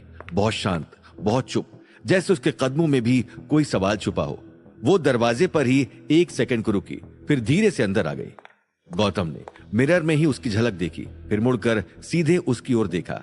चेहरा तो वही था, उसका प्यार, उसकी केयर, लेकिन आज आंखों के नीचे हल्का सा साया था, जैसे रात को नींद कम और सोच ज्यादा थी। आओ अवनी, देखो मैं अच्छा लग रहा हूं ना आज की पार्टी के लिए? उसने जानबूझकर हल्की सी मस्ती की ताकि अवनी का मूड पड़ सके, लेकिन अवनी ने बस हल्की सी स्माइल दी जो आंखों तक पहुंच ही नहीं पाई। क्या हुआ अवनी, तुम इतनी शांत क्यों? अवनी ने तुरंत नजरें चुरा ली। कुछ नहीं, बस ऐसे ही। गौतम के दिल को ये कुछ नहीं अच्छी तरह समझ आता था। ये वो शब्द थे जिसके पीछे हमेशा ढेर सारा सब कुछ छुपा रहता है। उसने एक गहरी सांस ली, अवनी के पास जाकर उसका हाथ पकड़ा और प्यार से उसे सोफे की तरफ लेकर आया। हाँ, चलो यहाँ बैठो। अब प्यार से बताओ, क्या हुआ तुम्हें? अवनी उसके साथ सोफे पर बैठ तो गई, पर उसकी उंगलियां अब भी आपस में उलझी हुई थी, जैसे दिल के उलझे सवाल हाथों तक उतर आए हों। कुछ पल तक वो चुप रही, बस गौतम की तरफ देखती रही, फिर नजरें झुका ली। गौतम, क्या तुम मुझसे एम्बैरेस्ड हो? ये शब्द जैसे कमरे की हवा को एक पल के लिए जाम कर गए। गौतम के चेहरे का रंग बदल गया। हैरानी और हल्की सी बेचैनी सब एक साथ उसके अंदर उमड़ पड़ी। तुम ये क्या बोल रही हो अवनी? ये कैसा सवाल है? ऐसा कुछ भी नहीं है। तुम्हें ऐसा क्यों लगा? उसकी आवाज में साफ था कि ये बात उसके दिल पर लगी है। अवनी ने हिम्मत करके उसकी आंखों में देखा और धीमी पर साफ आवाज में कहा, सुबह जब पार्टी का इनविटेशन आया था, पापा ने कहा था कि मैं भी तुम्हारे साथ चलूं। वो हल्का सा रुकी, मानो जैसे उसके गले में कुछ अटक गया हो। फिर धीरे से बोली, लेकिन जिस तरह तुमने साफ मना कर दिया, मुझे ऐसा लगा जैसे तुम नहीं चाहते कि मैं तुम्हारे साथ वहां रहूं, जैसे तुम्हें मेरा साथ होना अजीब सा लग रहा हो। गौतम के दिल में एक तेज टीस उठी। अवनी सुनो, मेरी तरफ देखो। अवनी ने हिचकिचाते हुए निगाहें उठाई। सबसे पहले ये बात अपने दिल से निकाल दो कि मैं तुमसे एम्बेरस्ड हूं या मैं तुम्हें अपने साथ नहीं ले जाना चाहता। अवनी, तुम मेरी वाइफ हो, मेरा प्यार हो, मेरी ताकत हो। मैं अगर खुद से भी ज्यादा किसी पर प्राउड करता हूं तो वो तुम हो। उसके लफ्जों में सच्चाई थी। तभी अवनी थोड़ी कंफ्यूज्ड और थोड़ी इमोशनल होकर बोली, फिर तुमने मुझसे साथ चलने को मना क्यों किया? गौतम ने हल्का सा सिर झुकाया। वो अवनी को वांग ली और प्रोफेसर आचार्य का सच नहीं बताना चाहता था, और यही वजह थी कि वो अवनी को अपने साथ उस पार्टी में नहीं ले जा सकता था। उस पार्टी में सिर्फ बड़े लोग नहीं होंगे अवनी, वहां कुछ ऐसे लोग भी होंगे जो क्राइम वर्ल्ड से जुड़े हुए हैं। ये सुनते ही अवनी घबरा गई। क्या? Crime world? उसका दिल तेज हो गया। तो फिर तुम क्यों जा रहे हो वहां? तुम्हें नहीं जाना चाहिए, वहां डेंजर हो सकता है। मैं तुम्हें नहीं जाने दूंगी। गौतम हल्का सा मुस्कुराया। अवनी रिलैक्स, मैं कोई अकेला नहीं जा रहा। अवनी ने सिर हिलाया। लेकिन तुमने अभी अभी कहा कि वहां क्रिमिनल्स होंगे। गौतम ने उसका हाथ अपने दिल पर रखा। मैंने कहा ना कि मैं वहां अकेला नहीं जाऊंगा। वहां फेडरेशन के लोग होंगे, मीडिया होगी, बल्कि टाइट सिक्योरिटी भी होगी। ऐसे में मुझे वहां कोई प्रॉब्लम नहीं होगी। पर तुम मेरी वाइफ हो और वहां जो माहौल होगा उसके हिसाब से मैं नहीं चाहता कि तुम वहां चलो। कुछ देर के लिए अवनी चुप हो गई और गौतम को एक टक नजर से देखती रही। फिर कुछ सेकंड्स के बाद वो गौतम की आंखों में देखते हुए बोली, तो तुम मुझे साथ ले जाने में शर्मिंदा नहीं थे, बल्कि मेरी सेफ्टी के बारे में सोच रहे थे। एग्जैक्टली अवनी। अवनी की आवाज नरम हो गई। फिर भी मुझे डर लग रहा है गौतम। गौतम मुस्कुराया। मैंने कहा ना कि मैं वहां एकदम सेफ हूं, मुझे कुछ नहीं होगा। हाँ, अगर तुम्हें ऐसा लग रहा है कि वहां पार्टी में दूसरी लड़कियां मुझे लाइन मारेंगी, तो फिर तुम्हारा डरना एकदम सही है। गौतम ने मूड लाइट करने के लिए हल्का सा मजाक किया और वो मजाक असर किया भी। अवनी भी हल्की स्माइल के साथ बोली, अच्छा जी, इसका मतलब अब तुम मेरे अलावा भी किसी दूसरी लड़की को देखोगे। खबरदार, अगर ऐसा हुआ तो मुझसे बुरा कोई नहीं होगा। वैसे ऑन अ सीरियस नोट, क्या तुम मुझसे एक प्रॉमिस करोगे? ऑफ कोर्स अवनी, तुम बस बोल कर देखो। तुम्हारा दिल सिर्फ मेरा ही रहेगा ना? गौतम हंस दिया। उसने अवनी का हाथ वापस से अपने सीने पर रखते हुए कहा, ये दिल धड़कता भी है तो तुम्हारे नाम से, और किसी पे आ जाए इसका सवाल ही नहीं उठता। अवनी इस बात से पिघल गई। कुछ देर तक वो गौतम की आंखों में यूं ही देखती रही, फिर नजरें चुराते हुए बोली, ठीक है, तुम जाओ पार्टी में, लेकिन मेरी एक शर्त है। कौन सी शर्त? मेरे पास बिल्कुल ठीक ठाक वापस लौटना, वरना मैं बात नहीं करूंगी। गौतम हंसते हुए बोला, ओके डन, बट अगर मुझे एक भी स्क्रैच नहीं आया तो क्या मुझे कोई रिवॉर्ड मिलेगा? अवनी ने आंखें घुमाते हुए कहा। पहले जल्दी से सही सलामत वापस आओ, रिवॉर्ड बाद में देखेंगे। गौतम ने प्यार से उसका चेहरा उठाया, फिर धीरे से झुककर अवनी के माथे पर एक लंबा किस किया। ओके, मैं जा रहा हूं, लेकिन जल्दी वापस यहीं आऊंगा तुम्हारे पास। इतना कहकर गौतम स्माइल करता हुआ बाहर निकल गया। दरवाजा धीरे से बंद हुआ। अवनी वहीं बैठी रही। उसके माथे पर गौतम का किस अब भी गर्म था। उसने आंखें बंद की और मन ही मन कहा, हे भगवान, मेरे गौतम को सेफ रखना। विला के मेन गेट के बाहर गौतम धीरे धीरे अपनी कार की तरफ बढ़ रहा था। अवनी से विदा लेकर उसके दिल में पहले से ही हल्की सी कसक बैठ चुकी थी, लेकिन चेहरे पर उसने वही जाना पहचाना कॉन्फिडेंस जमा दिया। गौतम ने कार का दरवाजा खोला, सीट पर बैठा, चाबी घुमाई और सीधे मेन रोड पर निकल आया। रोड पर इस वक्त ट्रैफिक बहुत कम था। शहर की आवाजें जैसे उनसे दूर रहना चाहती थी। गौतम की नजर आगे सड़क पर थी, लेकिन दिमाग में अवनी की बातें गूंज रही थी। वापस तो आऊंगा ही अवनी, क्योंकि इस दुनिया में सिर्फ एक तुम ही हो जिसके पास मैं महफूज महसूस करता हूँ। बस देखना यह है कि आज की रात क्या दिखाती है। उसने बहुत हल्की सी आवाज में खुद से बात कही, जैसे अपने ही दिल को किसी बात से बहला रहा हो। कार अब मेन सिटी से थोड़ी दूर सुनसान स्ट्रेच पर आ चुकी थी। रोड के दोनों तरफ पेड़ और कभी कभार कोई पुरानी बिल्डिंग की परछाई नजर आ रही थी। अचानक गौतम के दिल में एक अजीब सा एहसास उठा, जैसे किसी ने उसकी गर्दन के पीछे धीमी सी ठंडी सांस छोड़ी हो। स्टीयरिंग पर उसकी पकड़ थोड़ी सख्त हुई। उसने भौहें सिकोड़कर फिर से रियर व्यू मिरर में देखा। पहली नजर में सब नॉर्मल लगा, लेकिन अगले ही सेकंड उसे बैक सीट पर सिर्फ काली सी शैडो दिखी, जैसे कोट या कोई बैग रखा हो। उसने सिर हल्का सा झटका और खुद पर झुंझलाया। फालतू ओवरथिंक मत कर गौतम, टेंशन ऑलरेडी इनफ है। लेकिन दिल की धड़कन अचानक थोड़ी तेज हुई। कार कुछ और आगे बढ़ी ही थी कि तभी उसे लगा जैसे पीछे वाली सीट पर बहुत हल्की सी मूवमेंट हुई हो, जैसे कोई वेट शिफ्ट हुआ हो। इस बार उसे साफ महसूस हुआ कि उसका डर बेवजह नहीं है। उसने अचानक ब्रेक पर पैर रखा। कार ने हल्का सा झटका खाया और रोड के साइड में रुक गई। बाहर सड़क पर खामोशी थी। दूर कहीं से कुत्तों के भौंकने की आवाज आ रही थी। गौतम ने 2 सेकंड तक गहरी सांसें ली, फिर अचानक डिसीजन लिया।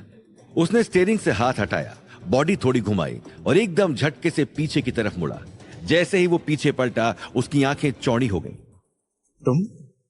बैक सीट पर बड़े आराम से एक टांग दूसरी टांग पर चढ़ाए अंजलि बैठी थी। उसके चेहरे पर वही जाना पहचाना एरोगेंस एटीट्यूड और कॉन्फिडेंस स्माइल थी, जैसे ये सब बिल्कुल नॉर्मल हो। तुम यहाँ क्या कर रही हो? उसकी आवाज में शौक साफ था। उसे ये उम्मीद नहीं थी कि कोई इंसान, या वो भी अंजलि थी, इतनी शांति से उसके पीछे बैठी होगी और उसे एहसास भी नहीं होगा। तभी अंजलि ने हल्का सा सिर तिरछा किया, बालों की एक लट कान के पीछे सरकाई और बेहद बेफिक्र अंदाज में बोली, कुछ नहीं, बस तुम्हारे साथ पार्टी में चल रही हूँ। गौतम ने एक डिसबिलीफ में एक पल तक उसे घूर कर देखा, फिर उसके चेहरे पर इरिटेशन और कंसर्न एक साथ आ गए। Are you out of your mind? तुम समझती भी हो कहां जा रहा हूं मैं? तुम्हारा वहां जाना सेफ नहीं होगा। और तुमने मम्मी जी को क्या बोला? सब लोग तुम पर शक करेंगे जब तुम्हें घर में नहीं पाएंगे। गौतम की आवाज अब थोड़ा ऊंची हो चुकी थी। उसे बात खतरनाक मजाक की तरह लग रही थी। अंजलि ने बस आंखें ऊपर घुमाई, जैसे उसे गौतम की टेंशन बहुत ओवर एक्टिंग लगी हो। रिलैक्स गौतम, मैंने तुम्हारी सासू माँ को बोल दिया है कि हॉस्पिटल में इमरजेंसी है और डॉक्टर को नर्स चाहिए। So I am going to assist the doctor. वो ऐसे बोल रही थी जैसे किसी स्कूल पिकनिक की परमिशन लेके निकली हो। गौतम ने थोड़ा आगे झुककर हैरानी से पूछा, और मम्मी जी ने क्या कहा? अंजलि अचानक पीछे वाली सीट से उछलकर फ्रंट पैसेंजर सीट पर आ गई। उसका मूव इतनी तेज और हल्का था कि गौतम को एक पल को लगा कि सीट के बीच की स्पेस तो थी ही नहीं, ये ऐसे कैसे क्रॉस कर गई। लेकिन अगले ही पल अंजलि नॉर्मल इंसान की तरह पैसेंजर सीट पर बैठी थी, सीट बेल्ट की भी परवाह नहीं और चेहरे पर वही शरारती हाफ स्माइल लिए। जो उनसे एक्सपेक्टेड था वही बोली, ठीक है जाओ, लेकिन तुम्हारे पैसे काटने पड़ेंगे। गौतम ने एक लंबी सांस छोड़ी, सिर हल्का सा हिलाया और खुद से बुदबुदाया, ये मम्मी जी भी ना अपनी हरकतों से बाज आना कभी नहीं छोड़ती। कुछ सेकंड्स के लिए कार के अंदर हल्की सी मुस्कान तैर गई, लेकिन खतरा अभी भी वहीं था। गौतम ने सीरियसनेस वापस अपने चेहरे पर लाई। अंजलि की तरफ सीधे देखते हुए बोला, सी अंजलि, आई डोंट थिंक कि तुम्हें मेरे साथ आना चाहिए। वहां शायद प्रोफेसर आचार्य भी होगा, और अगर उसने तुम्हें देख लिया या तुम्हारे बिहेवियर पर जरा सा भी शक हो गया तो वो हम दोनों पर सस्पिशियस हो जाएगा। तब हमारा पूरा प्लान ही बर्बाद हो सकता है। ये बात सच में डराने वाली थी। प्रोफेसर आचार्य का दिमाग तेज था और क्रिमिनल दुनिया से उसका छुपा हुआ कनेक्शन दोनों जानते थे। अंजलि ने पहली बार अपना एरोगेंट एक्सप्रेशन थोड़ा सॉफ्टन किया। Don't worry Gautam, nobody can see me. तुम्हें याद है ना, मैं एक घोस्ट हूँ। अंजलि ने घोस्ट वर्ड पर एक्स्ट्रा जोर दिया, जैसे ये बात वो उसे 100वीं बार याद दिला रही हो। गौतम के माथे पर हल्की सी लकीरें पड़ गई। वो इरिटेशन से हंसा, हाँ हाँ, ये तो तुम मुझे रोज ही याद दिलाती हो, लेकिन सवाल ये है कि तुम पार्टी में आना ही क्यों चाहती हो? Don't you trust me? उसकी आवाज में थोड़ी चुभन थी। उसे लगा जैसे अंजलि उसे इनडायरेक्टली डाउटफुल समझती है या उसकी कैपेबिलिटी पर शक करती है। अंजलि का चेहरा अचानक थोड़ा सीरियस हो गया, आंखों की शरारत धीमी पड़ी और उनकी जगह एक गहरी इमोशनल चमक आ गई। I trust you Gautam. In fact तुम ही तो वो इंसान हो जिसने मुझे ये होप दी कि इस दुनिया में अभी भी अच्छे लोग एग्जिस्ट करते हैं। गौतम की आंखों में हल्का सा सरप्राइज उभरा। शायद पहली बार अंजलि ने इतने साफ शब्दों में उसकी वैल्यू एक्सेप्ट की थी। लेकिन बात ट्रस्ट की नहीं है, बात मेरी दी की है। मैं खुद को रोक नहीं पाई। दी को ढूंढे बिना चैन नहीं आता मुझे। और मुझे पक्का यकीन है वांगली के फार्म हाउस पर मुझे दी के बारे में कोई ना कोई क्लू जरूर मिलेगा। इसीलिए मैं तुम्हारे साथ जाना चाहती हूँ।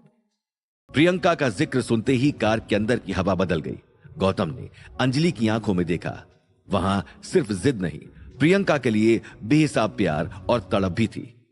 गौतम का चेहरा थोड़ा नरम पड़ा। उसे याद आया कैसे प्रियंका के साथ जो हुआ, उसने अंजलि की पूरी दुनिया उलट दी थी। प्रियंका के लिए कंसर्न मैं समझता हूँ अंजलि। ठीक है, तुम मेरे साथ चल सकती हो, लेकिन याद रखो तुम्हें किसी की नजर में नहीं आना है। एक भी निगाह अगर तुम पर रुक गई तो सब रिस्क में आ जाएगा। अंजलि के चेहरे पर फिर से वही कॉन्फिडेंट स्माइल लौट आई, जिसमें इस बार थोड़ी नरमी भी मिली हुई थी। डोंट वरी पार्टनर, आज तक कोई ऐसी आंखें नहीं बनी जो मेरी परमिशन के बिना मुझे देख सके। उसने आखिरी वर्ड्स बोलते हुए चिन थोड़ी ऊपर की, जैसे किसी इनविजिबल क्राउड के सामने अपनी पावर अनाउंस कर रही हो। गौतम के होठों पर अनचाही स्माइल आ गई और उसने बहुत धीरे से बुदबुदाया, ये लड़की बिल्कुल पागल है, कंप्लीटली क्रेजी। लेकिन उसी पागलपन में शायद वो हिम्मत थी जो आज की रात उसका साथ दे सकती थी। गौतम ने एक आखिरी नजर रोड पर डाली, फिर कार को दोबारा स्टार्ट किया।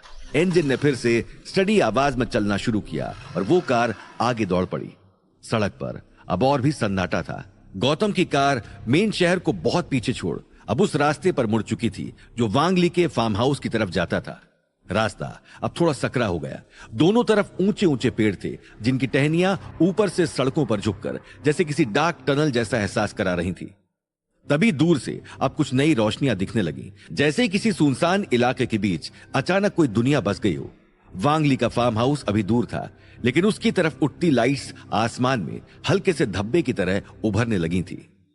लगता हम पहुंच गए। ये रात नॉर्मल नहीं होने वाली गौतम। मेरे दिल को अजीब सा फील हो रहा है। या तो हमें बहुत बड़ा सच मिलेगा या बहुत बड़ा खतरा। गौतम ने स्टीयरिंग पर पकड़ और मजबूत की। जो भी हो, सामना हम साथ करेंगे, लेकिन एक बात याद रखना, अगर हालात ज्यादा बिगड़ गए तो तुम तुरंत गायब हो जाओगी, समझी? उसने एक्स्ट्रा स्ट्रेस के साथ कहा। अंजलि ने बिना आर्ग्यूमेंट किए सिर हिलाया। समझ गई पार्टनर, लेकिन तुम भी एक बात याद रखना, अगर किसी ने तुम्हें हर्ट करने की कोशिश की तो भले ही वो इंसान हो या शैतान, मैं उसे छोड़ूंगी नहीं। उसकी टोन में अचानक ठंडा गुस्सा उतर आया। आगे उस रात क्या होने वाला था इसका अंदाजा किसी को भी नहीं था। आखिर उस पार्टी में क्या होने वाला था? क्या अंजलि को उस फार्म हाउस में प्रियंका से जुड़ा कोई क्लू हाथ लगेगा? कहीं उस फार्म हाउस में गौतम या अंजलि के लिए कोई खतरा तो इंतजार नहीं कर रहा था?